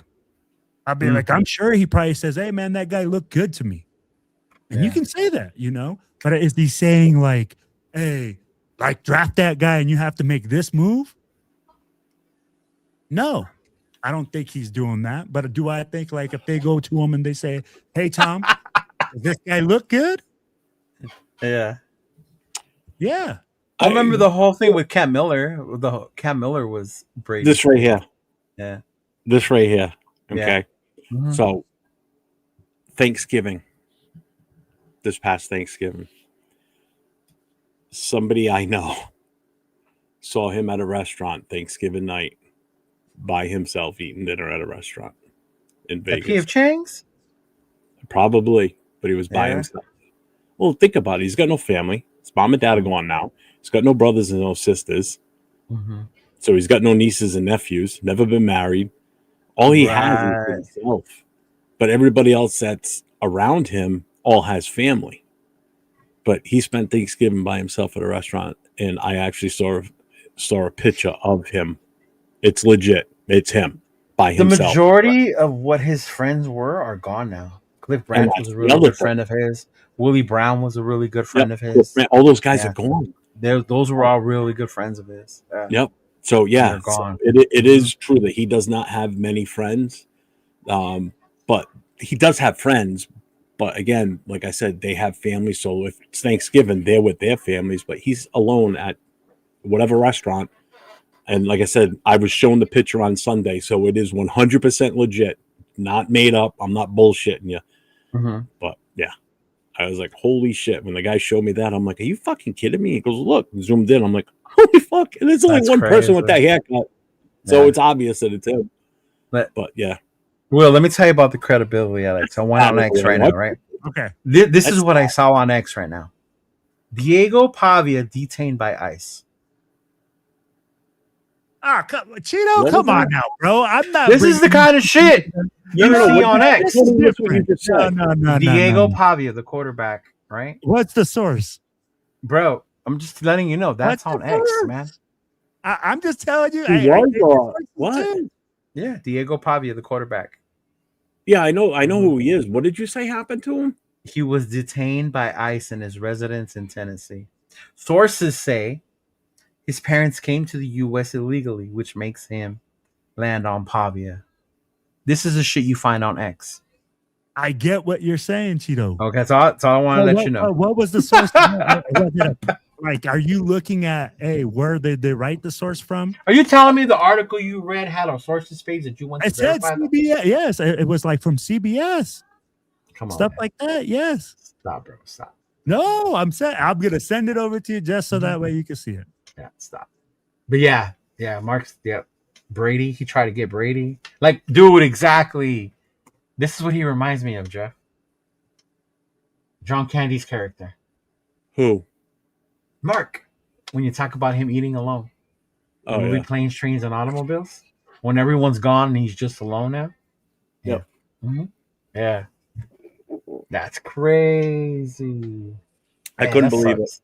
I feel for him, bro. That's I lonely. did, and Mhm. when I looked at that, I even said to the guy that showed it to me, I said I feel bad for the guy. He goes, oh, definitely. He goes, it's a holiday and he's by himself. Yeah. Bro, I wouldn't invite Mark Davis to my house for Thanksgiving. That's dog. what I said to him. I said, Yeah. shit. I'd invite him over. Yeah. Why not? I wouldn't invite him in a heartbeat, dog. Shit. Marky Mark? Yeah, I still like Mark Davis. I'm not a Mark Davis hater. I don't have a problem with him. I can. No. Here you go, Cheeto. Hey, you know what? He inherited this team. He's trying to do what's right for the team. It's obvious. You know what I mean? He wants to win. He wants to win in the worst way. I give him all the credit in the world for coming out and saying, I'm not a football guy. Yeah. He's definitely a businessman. I mean, for a business decision, moving the team to Vegas was the smartest move he could have made, to be honest with you. Because it's all about making money. And that team is making a shit ton Well, of money. the team was cash poor in Oakland. Mm-hmm. Yeah. And that's something else I wanted to bring up too. People are now saying you see it on social media was, just don't go to games anymore, boycott it. It's not going to change anything. Oh yeah, I didn't bring it up. It was another show. It's not going to change anything. People buy those PSLs and all that shit. A lot of this stuff's already all paid for. So boycotting tickets boycotting games, don't matter. Someone else is going to be in those seats anyway, regardless. Right. That ain't going to prove anything. Uh-huh. But I got nothing else. This is the one about where he endorsed Cam Miller. Yeah, it just talks about how he endorsed him, but he wasn't there. And then it talks about when they talked to Spytech about looking at him. They're like, when we're looking at a quarterback, we'd be fools not to involve him. Brady himself said during an appearance that he did not take part in Raiders' evaluation process. That's right there in the article. Yeah, but like if you read in the article too, it says it right there. So it's an opinion based on that. But Brady himself is telling you, I was not involved in the process. Yeah. Oh, like I said, I'm so not intrigued to even look up the article that I could give two shits. I wouldn't, bro. I wouldn't. It's just speculation. Yeah. Uh-huh. And you're right. It is. Yeah. I'm like, one guy's coming out saying one thing, another guy's saying another. And that's what I'm saying, bro. Mm-hmm. Any days, any motherfucker can go online and write some shit. Mm-hmm. Yeah. He says he doesn't decide, but he decides who gets in. Does he? And you're still reading it out loud. No, it No, says no. right here. It No, says, him. It says No, he the doesn't comment. decide Oh, the comment. that he decides who gets in. Mm-hmm. Right. So he decided I'm bringing in Gino. Who's saying who hired McDaniels? What? Who hired McDaniel? That was Mark that hired that. That was all Mark. Mark hired McDaniels. Yeah. And I think Mark hired Pete Carroll too. To be honest with you, I don't think it was anybody else.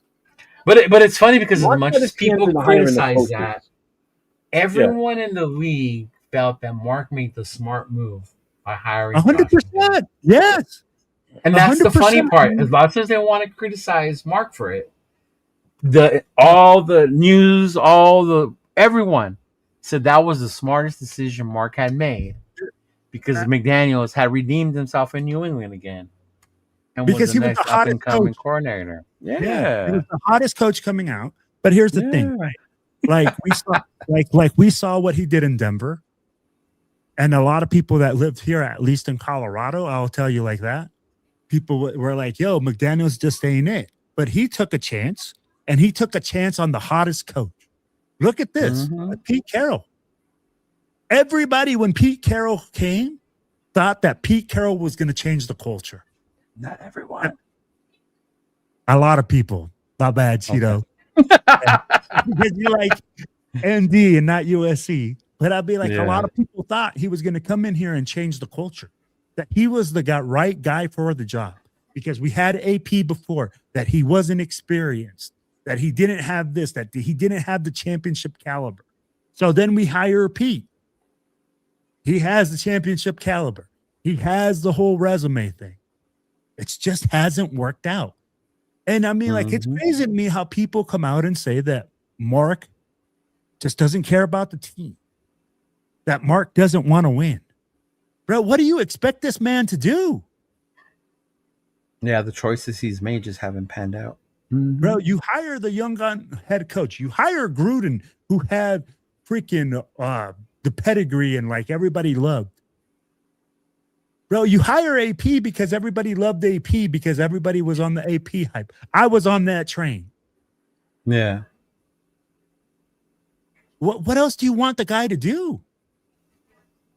And then they go like, "Oh, Mark needs to sell the team because he's not trying." No, I didn't think Pete was going to be this bad. Money Chuck said Pete was our third choice. Can anyone honestly say you thought Pete would be this bad? No, I didn't. No. I didn't. That's why I was in his corner figuring him. I thought him coming in with all his experience, whether it be NFL, college, all as a head coach, the way he changed his style when he went to USC after his stint with the Patriots went bad. And I thought with his stature in the league that this would be a draw for good players to come here. Instead, we got mediocre to horrible players that came here instead. So no, I didn't expect it to be like this. Not 2-11, absolutely not. Yeah. Everybody was expecting us to be the other way around. At least 10 wins by now. Everybody's like, "Oh, we're going to the playoffs. Oh, we could possibly make it to the Super Bowl." All right, well, slow down a little bit, but I was still in the 8 to 9 win range. I thought that was fair and legit for this season. And then when he sits there and says, "I'm here to, we want to win now," type of thing. All right. But then you see the moves we made and you go, Didn't make sense. And then preseason 1 comes. What? But then week 1 comes against New England. Yeah, it looks promising. Looked promising. Some content creators were on their high horse that, "Hey, we got our quarterback of the future. We're good." Yeah, okay. Go back and watch that stuff. Now see what you say. Now you watch them talk now. They want to run him out of the town. What were your thoughts after week 1? Gino now. Huh? What were your thoughts after week 1? After week 1, I was like, I honestly was surprised that we won. I thought we were going to lose that game. I just had this feeling it was going to be so much hype. First game back with Vrabel as the head coach. I thought they were just going to be so overhyped and ready to go, but they were still trying to find their way too in this season, just like we were. And we were better in that one game. Yeah. 2 weeks later, we would have got shut the fuck out. They would have rolled right over us. Oh, well, you disagree? They would have rolled us. No, I'm not. Just saying, like when we beat Baltimore last season. We got lucky. We got Baltimore. Their second game with Derrick Henry. He wasn't in tune with that offense yet, and we beat them. A couple of weeks later, we would have got destroyed. I'm not. He would have run right over us. You there. But what it's crazy to see because Cheeto asked, "What did you guys think after week 1?"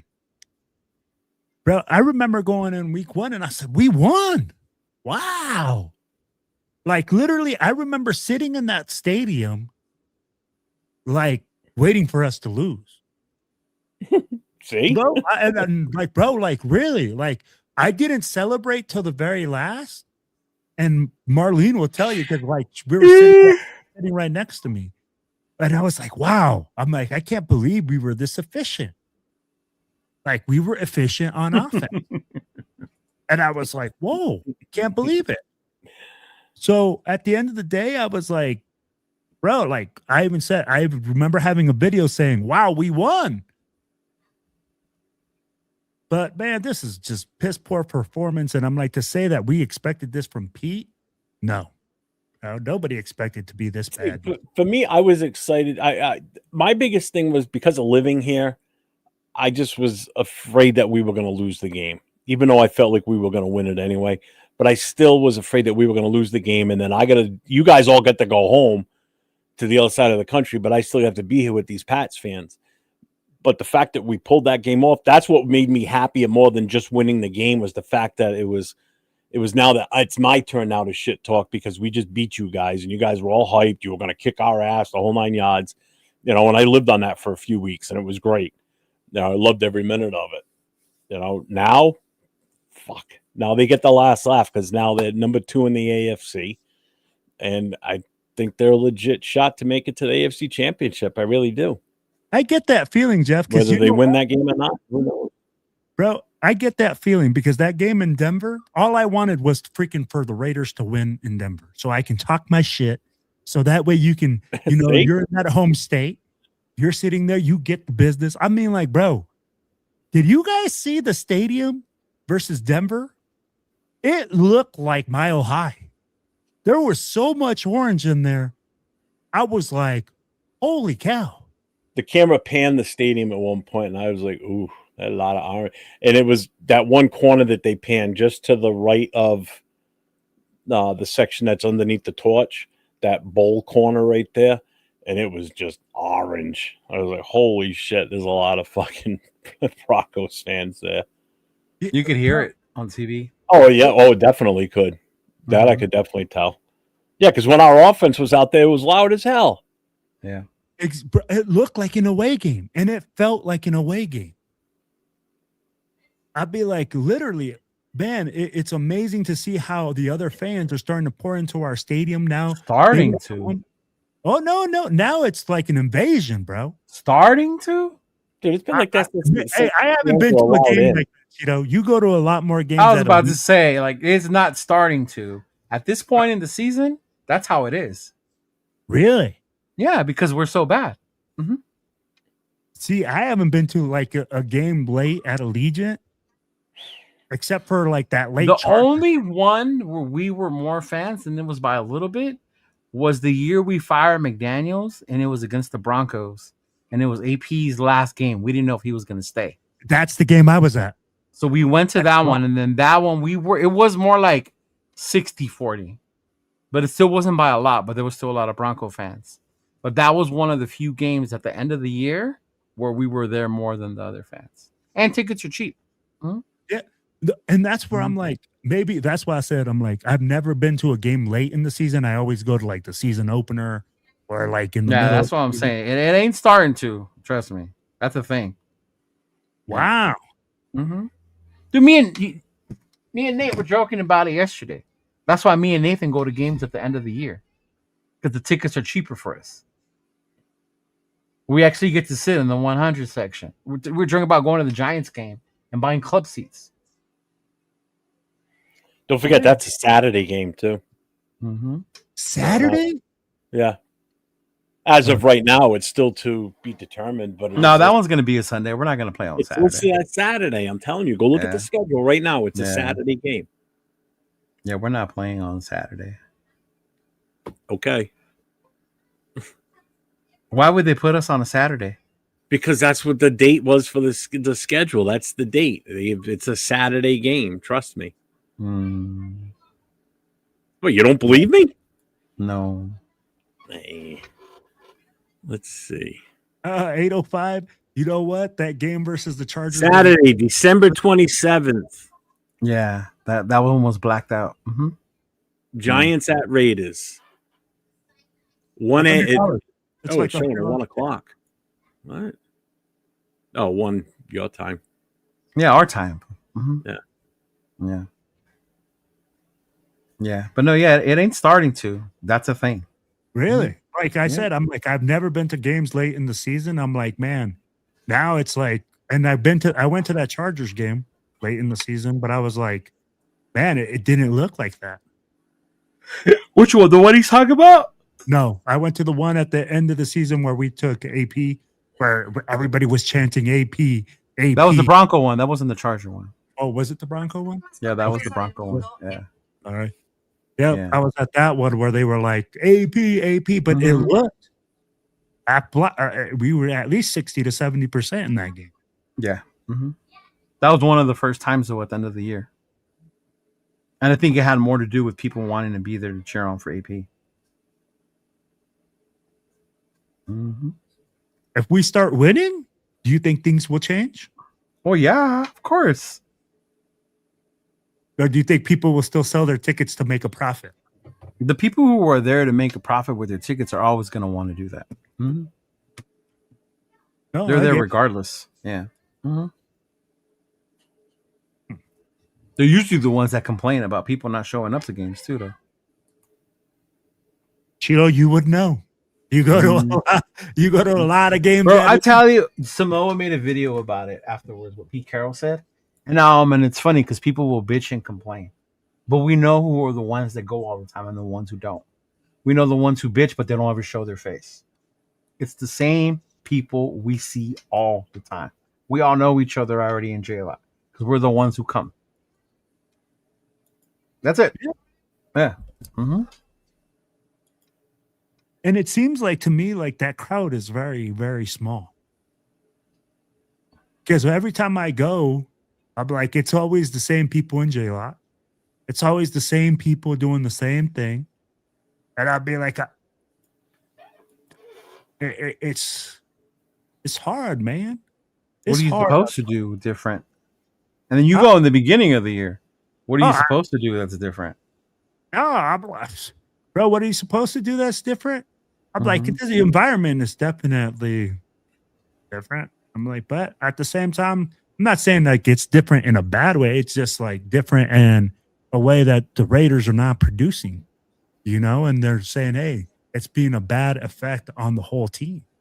No, because you think about the Charger game, we were 1-0 going into that game. It wasn't a bad product. Everyone thought we were going to put up a fight. The Charger game. The first game of the home opener. Game. I didn't go to the home opener. Exactly. That's what I'm saying. So it's not all, it's a general assumption that people make who come randomly. Yeah. The home opener was big. It was full. Yeah. Who says they can't sell their PSL tickets? They most certainly can. But they can. There's like a whole process to it. But yeah, it's not cheap though to buy them. Yeah. Yeah, it's like to buy the PSL or to buy the tickets from someone that has a PSL. Well, the person who has the PSL is trying to get you to buy both. They're not just trying to sell you. They're not trying to sell one. They sell the PSL and then they sell the season ticket. Mm-hmm. So I mean, if you find a PSL who's selling you the tickets, more power to you. All you gotta do is buy the tickets. Then just next year you hope my buddy's got a PSL. He's got 2 tickets. He sells them whatever game he doesn't go to. That's what I'm saying, and that's what a lot of people do. They sell their tickets fast. Yeah. But they're normally the ones who complain that nobody goes to the game. No, he doesn't. He goes to every game he can get. I think he made. Oh, he made a lot off the Cowboy game and the Charger one, probably. Was he at that one? Or did he go? I don't know if he went to that one. He's been to like 7 games this year in total, not just Vegas games. That fool's dedicated. Man. How many games do you usually go to a year, I Cheeto? mean, he went to Indy. Obviously, he was here for the New England game. He went to Indy. He's going for the last game against the Chiefs. Like 4 or 5. Yeah. He went away for 3 weeks at one point. He saw them play on. I think it was the Indy game, and then the next 2 games after that he went to. So he goes to quite a few games this season. Oh, okay. So Cheeto goes to 5 games a season? 4 or 5, yeah. Mm-hmm. Dude. Oh, that's right. You get the LA game. If I lived close the LA game as I could, trust me. Yeah, I get the LA game. And sometimes I'll go to Vegas, but I won't go into the stadium, but I'll go to Vegas to watch the game there. That's why I love it when they do these East Coast close by games. At least I can go to them. So, I mean, this is the first time I've gone to 2 games in one season. So You're going to knock off freaking. I've never been to Philly. I've never been to the stadium. I've been to Philly. I've never been to a game there. I've already been to New York, but those were Giants games, both stadiums, the old Meadowlands and this one. This will be my first Jets game next year when we come here to play the Jets. If it's New Orleans, I may have to seriously consider. Oh, New Orleans is awesome.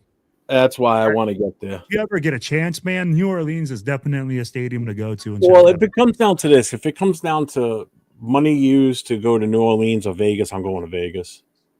I got to get to Vegas. Jeff, you haven't been to Vegas? No, what did I just say? I haven't been to Vegas. Man, that's what I said. I just repeated. Last time I was in Las Vegas was 1985, and it looks way different from when I was there. Trust me. Chat, make sure you drop in some dinero to get Jeff. Shit, back then the Hoover Dam, you could still drive over the Hoover Dam. Now you can't anymore. They have a separate road for it now. That's how long ago. I don't know. You want to know something, Jeff? I've never been to the Hoover Dam, and I've been to Vegas. I'm surprised you missed the Travel Brigade. I know. I was about to say, I'm surprised Travel Brigade hasn't been there. I go everywhere, but I've never been to the. Wherever the biggest ball of twine is, I'm sure if there was a game close by, you went to go see that thing. Hey, I flew over the Hoover Dam. It doesn't count. I took a helicopter. All right, that's the closest I went. Yeah, it doesn't count. You got to get down on it and take the tour down into it. It's pretty fucking cool. Is it? Never been. Then you're at the bottom and you're looking straight up it and you're like, holy shit, that thing's huge. Yeah. And I think that's a body of water on the other side of that thing too. Jeff is gonna go into the bunny ranch with Jimmy G. No, I don't think Jeff can make it out of the bunny ranch, man. He might not come out of there. Cheeto, our expert. A heart attack. It's the big one, easy. I'm on the way. This is it. Oh man. What do you guys think about this week? Final thoughts, man. We did our final thoughts like 2 hours ago. Yeah, where you been? Oh, we're on We've been trying to shorten it to death. I ain't even been paying attention, man. That's when you went on this whole rant if Philly can get the run game going. Yeah. Hey. That was where the final thoughts were. Yeah. Philly? Yeah. I'm like, geez. Yeah, because we were talking about the Philly game, about us. Yeah. Oh, wait. I do got some final thoughts. H-Town! Get ready. Chidolinus will be in the hizzle. I will. Make sure you catch the man. He will be at your local barbecue joint. Make sure it's the good one. Yeah, Max. We will be at White or Christian's tailgate. We'll also be at, what did you say? The NFL experience, or what experience we're going to go to, Cheeto? The one with that Die Hard Raiders is putting on. The flyer you sent me. I don't have that on me. I have to share that later. Yeah. All right, hold on here. I got that flyer right here. They are going to be at Tom's Tavern on Saturday. So make sure that you go down there and check them out. We're going to have... What's that? Saturday, what date? December so they don't get confused with this weekend. December the 20th. There you go. They're also going to have a party at Christian's Tailgate. That's going to be at 2820 White Oak Drive at their Heights location. Then you also got Tim Brown signing, where you should see us there early going down. And that's going to be with DFW and Space City Raider Nation. Okay. And let's see here. That is going to be, let me give you the information on that real quick. Where the heck is that? Why are you bringing up your link tree when he's talking about Houston, man? Why are you trying to steal my man's thunder? No, You had your let him moment. bring up his link tree. Go ahead. Go ahead. Right. Let him bring up his link tree. I'm just putting it back up again. We got new people. Right. Everybody. Yeah. He's If like, you guys fuck need Will. any- Don't worry about Philly. Dicking around. He's not even finding anything. He's over there. Hey, I'm looking for it. I'm looking for it just because I don't have my link tree input into the computer right Hey, now. well, maybe you should get one. It'd be easier. I'm too poor for a link tree, bro. I can't hang out with you rich people. It's free. Oh, fuck. Hold on. It's only purchasable if you want to pay for it. All right, I only man. And got the it thing because is, I didn't want it to go away. DFW and Space City Raider Nation presents Tim Brown's 10th annual toy drive, December the 20th, 2025. Bring a toy or a gift card valued at $20 or more and get Tim Brown's autograph at Texas Tea Tavern, 1635 Brittmore Road, Houston, Texas. So, guys, make sure that you guys are out there, man, and hit us up. Make sure that you bring a toy, meet Tim Brown. What time is that at? There is actually no time on the flyer. It just says Oh. December the 20th, 2025. We will get a time for you guys and post it, man. If not, you will see Cheeto on his live, probably taking pictures with Tim Brown or on my live because I will be I don't go live with Tim Brown. Yeah. Will needs to set up his link tree. Yeah. So he said, you need the link. Right? Right there. Anybody that is going to Philly this weekend, click on that Linktree account. Again, the full itinerary is in there. The Cash App for Will, the president of the TBH Philly chapter, is there. We're accepting all donations. Anybody that is going, we're accepting bad donations too. If somebody wants to pick up a bunch of Modelo's and he's not having any luck with the Fuck that. Bring whatever beer you want. Don't stick to just Modelo. Don't let them Oh, fool y'all. you bring whatever. Bring whatever you want. Fuck that. Cheeto's on the rampage of fan however you want to fan, motherfuckers. That's right. God damn it. Yeah, and don't wallet check them. Yes. Don't wallet check them? Yeah. Pocket check, Jeff. Pocket check. Pocket. Same thing. Hey. I'm Hey, watching you gotta- too many Capital One commercials. What's in your wallet? Yeah. Uh-huh. Oh, there I go. Another sponsor. Oh my gosh.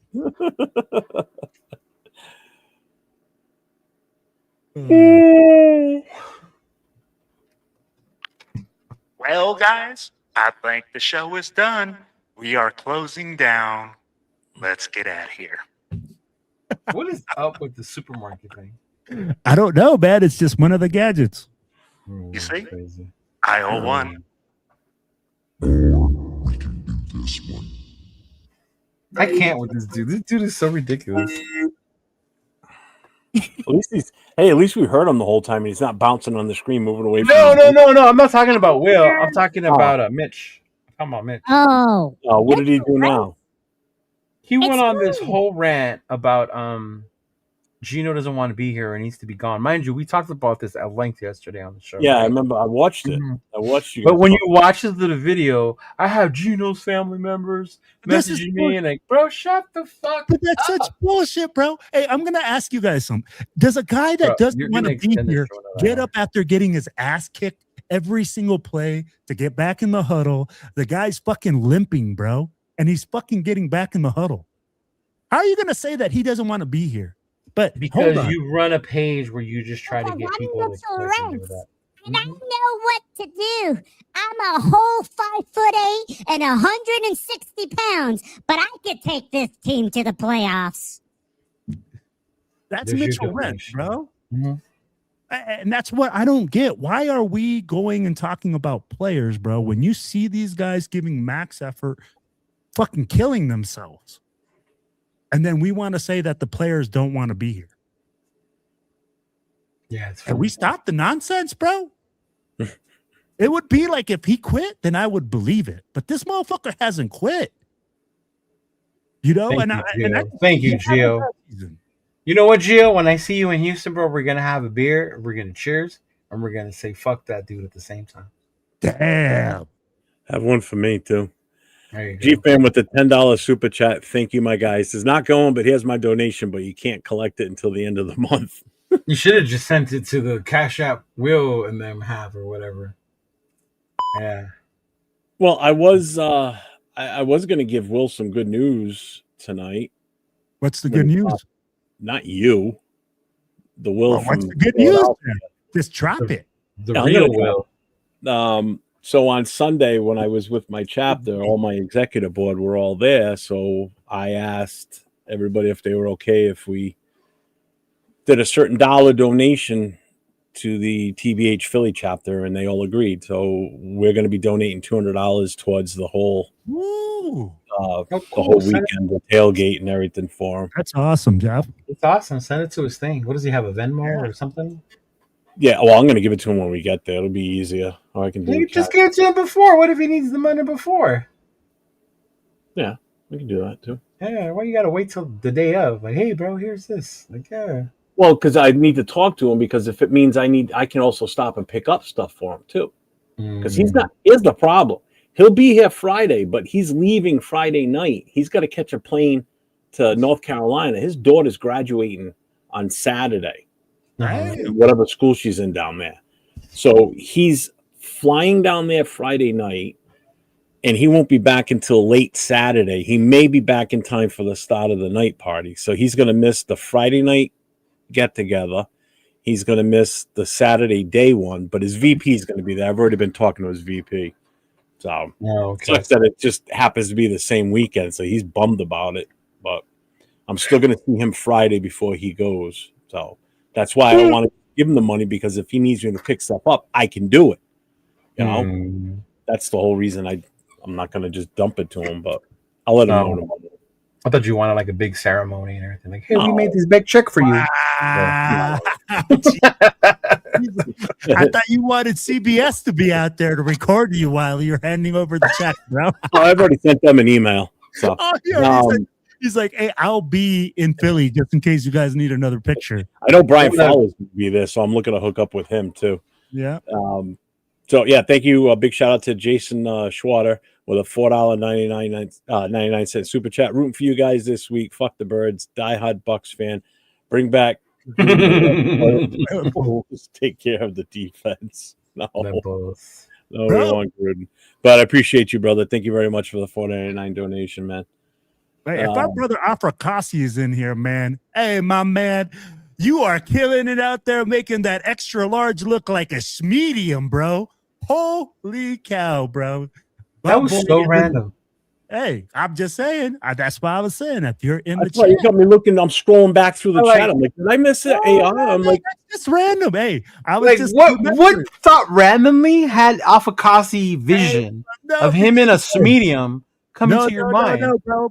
No. Hey, it came to mind. I don't know why, but like I saw the interview he was doing the interview with the. you sure that wasn't real helium you were sucking on to do that low voice? Because I think it's affecting your brain. No, bro. What's up, Food Chris? People have visions of Sugar Plum. Will has visions of Afakasi and the Schmidt. No, bro. Get the fuck out of here. That was exactly. That was so random. That was. I know it was random, bro. But that would be like, oh man, y'all should see Trout when he wears this bro, one shirt, man. All I said was, hey, my boy Afrakasi, if you're in the chat, because I remember, I was like, bro, fuck, bro, that motherfucker looked gigantic next to everybody. He looked like 3 times the size of Samoa. About 3 times. That's exaggerative, but I'd be like, he looked like at least 1.5 times bigger than Samoa. I'm like, he's huge, bro. I don't know, Jeff. I don't know where this segment's going. Oh my god. Hey, Will, you are fucking warped, dude. what? I know it was random. I'm not saying it wasn't. I'm just saying, hey, he's in the chat, bro. Killing it, bro. He's not in the chat. That's the whole thing. Oh. That's why Leo's amused by why you're bringing him up, because he's not in the chat. I don't see him anywhere. I don't know who's in the chat or Bro, who's not in the chat. he hasn't been in the chat all night, all day. Oh, but I'd be like, bro, I can't see. It says 42 people. I don't see 42 people. Dude, you were commenting before Leo even came into the studio tonight on how awesome it is to see everything on a 60-inch TV. And so you're telling me you can't see shit. You just said it now. I can't see the all 60 names on here. Well, you're not going to see all 60 names. You just got to scroll. If his name doesn't pop. Oh, my God. Yeah, that's so funny. Welcome to Will's first day on the internet. Hey, I'm looking, bro. I'm trying to figure out your guys' little thingies here.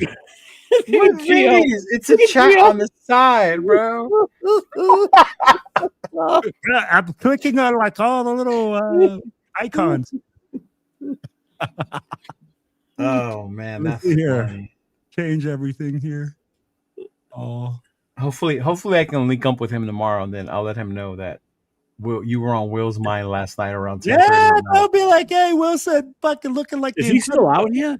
Yeah, bro. I just talked to him today. He's back in LA. He's back in LA. Mm-hmm. He ended up extending his stay here, so he had to work some stuff out. But yeah, hopefully I can link up with him tomorrow. I want to take him to Grand Central to go eat in LA, downtown LA. So when is he actually leaving then? I don't know yet. Because I thought it was supposed to be this Thursday, right? Yeah, no, he's still here. He came back to LA. Talk his ass into fucking flying out to Philly before he goes home. Oh my God, bro. He could stop in Philly, stay there for a night or two, and then fly to Australia from there. Because it's going to be so much shorter? Well, he's not going to fly back to LA. Bro, you make Jeff. Hey, you thought Wait, you don't think they have flights out of Philadelphia to other countries? Hey, Jeff, what are Well, you? they only fly out of LA to go to other countries? You know how long it is? If you took a plane from Philly to Australia, bro, it take you. What route do you think it would take, Jeff? I don't know. Back to LA. South. It'll take you south. You'll fly under the earth. You know, because the earth is flat, so you got to fly up and under to get to Australia. Oh man, that was. Or you can hop on my sleigh because I'm Santa Claus, and I'll just take you home and tap my nose and poof, we'll be there. Jeff is definitely back and healthy, bro. You can tell the earth is flat, and he's. Oh, I'm alive today compared to what I was like. I wasn't with God's family. Hey, bro, you wear a medium. I got you, bro. Next video or next podcast, I'll remember you. Keep rocking that medium. Obviously, Will has a type, and you have to fit into a schmedium. I guess so, huh? Oh man, it's been happening all day. There's certain areas in Philadelphia. You know, Kensington is one of the ones you don't go into. If you can avoid it, you avoid that. That's where that's where that zombie apocalypse in Philadelphia will come out of that area. Anybody that's seen any videos of people that are strung out, man, that was bad over there. It's so bad. I've never been to Philly. Right. Gotta hit that one up. Sure. We went quite a few years ago. The kids were little. We went there on our way back from DC. We weren't going to stop. We were just going to keep going. But the last minute, I'm like, we'll stay one night in Philly. And we got there in the afternoon. We went and saw the Liberty Bell, the Independence Hall, the original, all the Declaration and all that. And then we went back to the hotel and didn't leave until the next morning because it just was not a good area. It was not good. No. Cheeto's O-face came on right there. Like, I saw a horrible accident. Thank you, Jack. Appreciate it. 100. Jeff, when do you take off to Philly? Friday morning. Friday We're gonna morning. leave real early Friday morning, so gonna Wow. pack the car up Thursday night, put the canopies in, the grill, couple of chairs, taking all the chapter merchandise with us, so we'll sell what we can. Like, I'm not gonna openly advertise it on the table, but I'll let people know that we've got our stuff. I don't want to take any thunder from him, from his chapter. Don't. So, Please don't. Yeah, Jeff. well, Don't take no thunder. No, not that you would, Doc. I just mean it like, yeah. Bring the lightning, Jeff.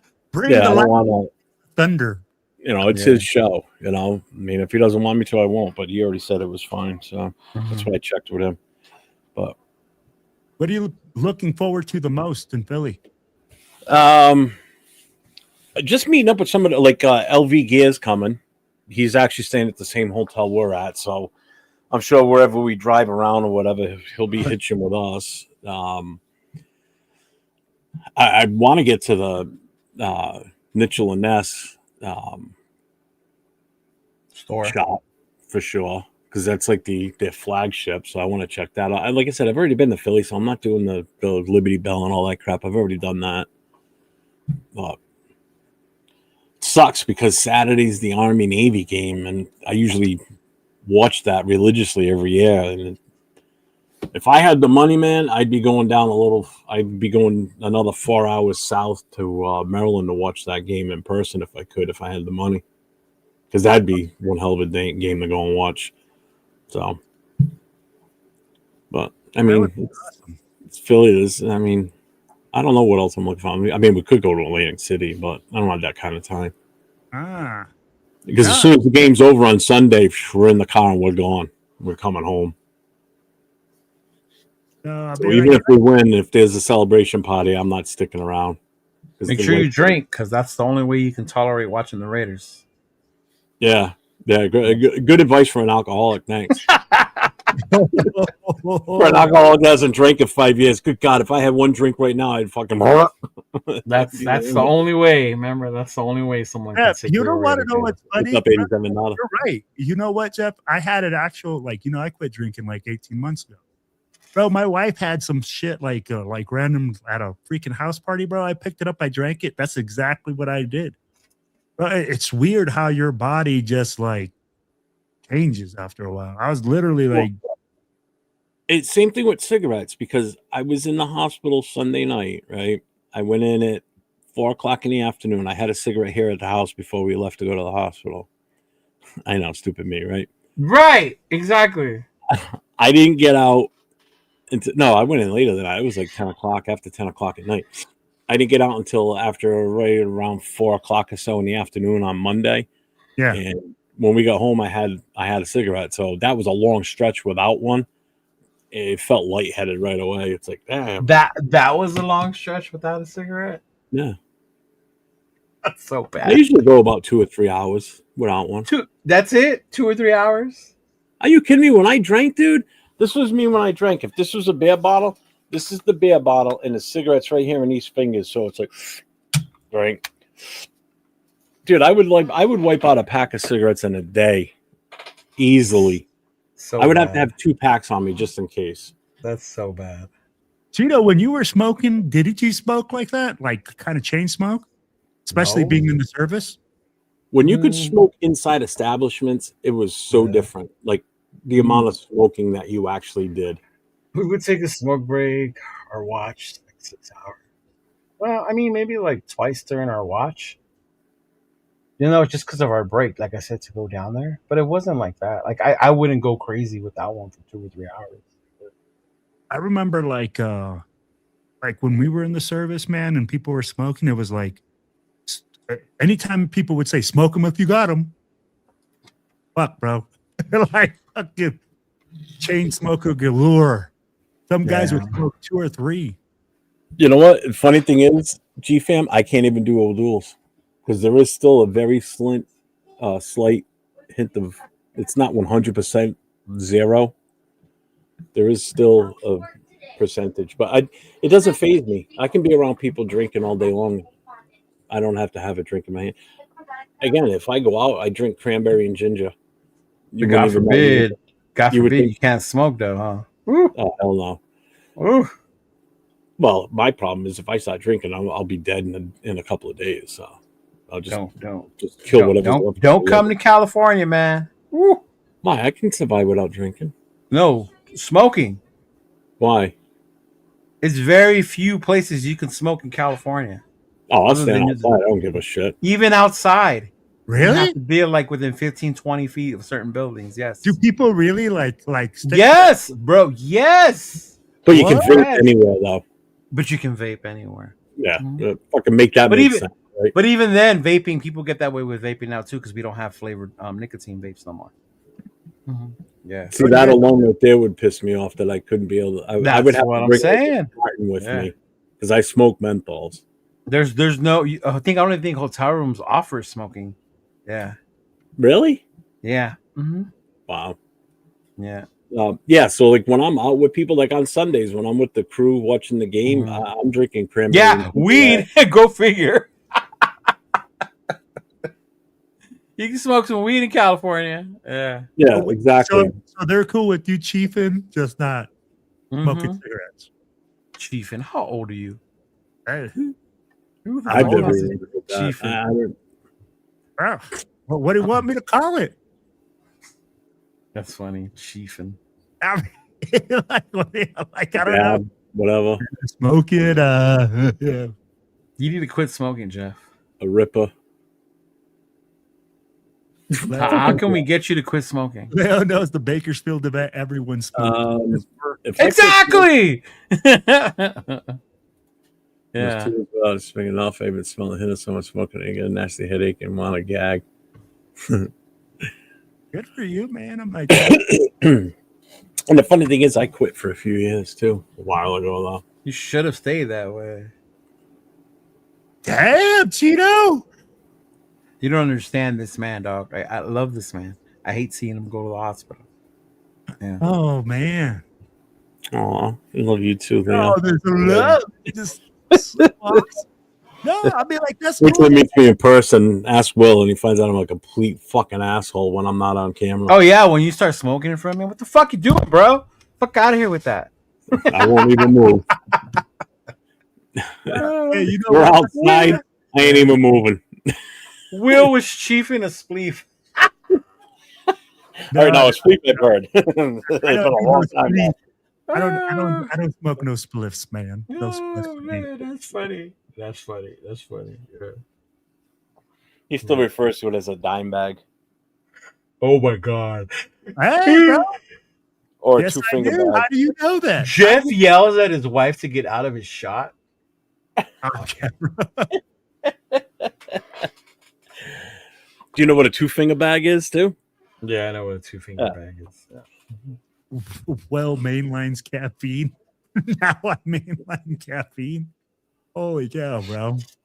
All right, Charlie. Oh, I believe that. I don't Definitely. do any of that, bro. Don't be lying. Don't need none of that in my With life. a pocket full of spinners. Right? That might be true. Dude, when I saw you at the tall ship in Boston, oh my God, 1 minute he's standing on the ground next to me talking to me, and not even a minute later I look and he's up on the bow of the ship with somebody else holding a flag over the edge of the ship, yelling and screaming. Then I turn and talk to someone else, and then he's right here next to me again. It's like, what the fuck is it with this guy? He's like, pew, pew, pew, pew, pew, pew, pew. He's all over the fucking place. Bro, I gotta be. Oh my God. It was hilarious. It's like, what the fuck, dude? Relax, man. Calm down. You're making me anxious. Bro, I'm all over the place, bro. I gotta be everywhere. So, But all right, guys, shoot. yeah. Hello. Wait, we throwing gang signs now, Cheeto? Yeah, something like that. Will and I will be back on tomorrow night on the Raider Connection, along with Nate, LV Raider 10, and Jay from Just Raiders, baby. So Yeah, LV Raider 10, that propaganda pushing motherfucker. Wow, the other propaganda. Yeah, so make sure you guys tune in tomorrow night, 10 o'clock Eastern, 7 o'clock Pacific. And yeah, we'll see you tomorrow night. Will, what do you got coming? Real quick. Oh man, honestly, Nothing. Okay. Good night. nothing. Good night. Oh, Raiders! All right, everybody. Stay safe. Go Raiders. Trees all shake and quiver and quake as he robs them of their gold. The autumn wind is a raider, pillaging just for fun. He'll knock you round and upside down and laugh when he's conquered and won.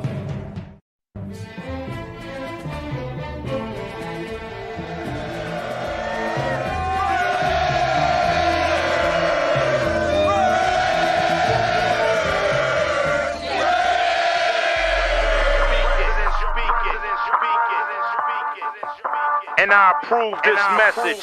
Oakland Raiders, Oakland Raiders, Oakland Raiders. Just win, baby, win, baby, win, baby. We are the Oakland Raiders, Oakland Raiders, Oakland Raiders. Just win, baby, win, baby, win, baby. Don't need no invitation. We are that Raider Nation. We rock that black and silver. We make them shake and shiver. We make them reconsider. And we still committed. So if you want a piece of this, you can come and get it. Touchdown, touchdown. Let's throw a bomb on first down. Let's throw a bomb on every down. First we score, then we clown. Having fun, look around. Nobody loud as a Raider crowd. Nobody proud as a Raider crowd. NFL, how you like me now? We gon' do this open style. Nothing but action. I'm Bo Jackson, hit the hole. Run you over, goal line. Jumping over, going crazy. Lose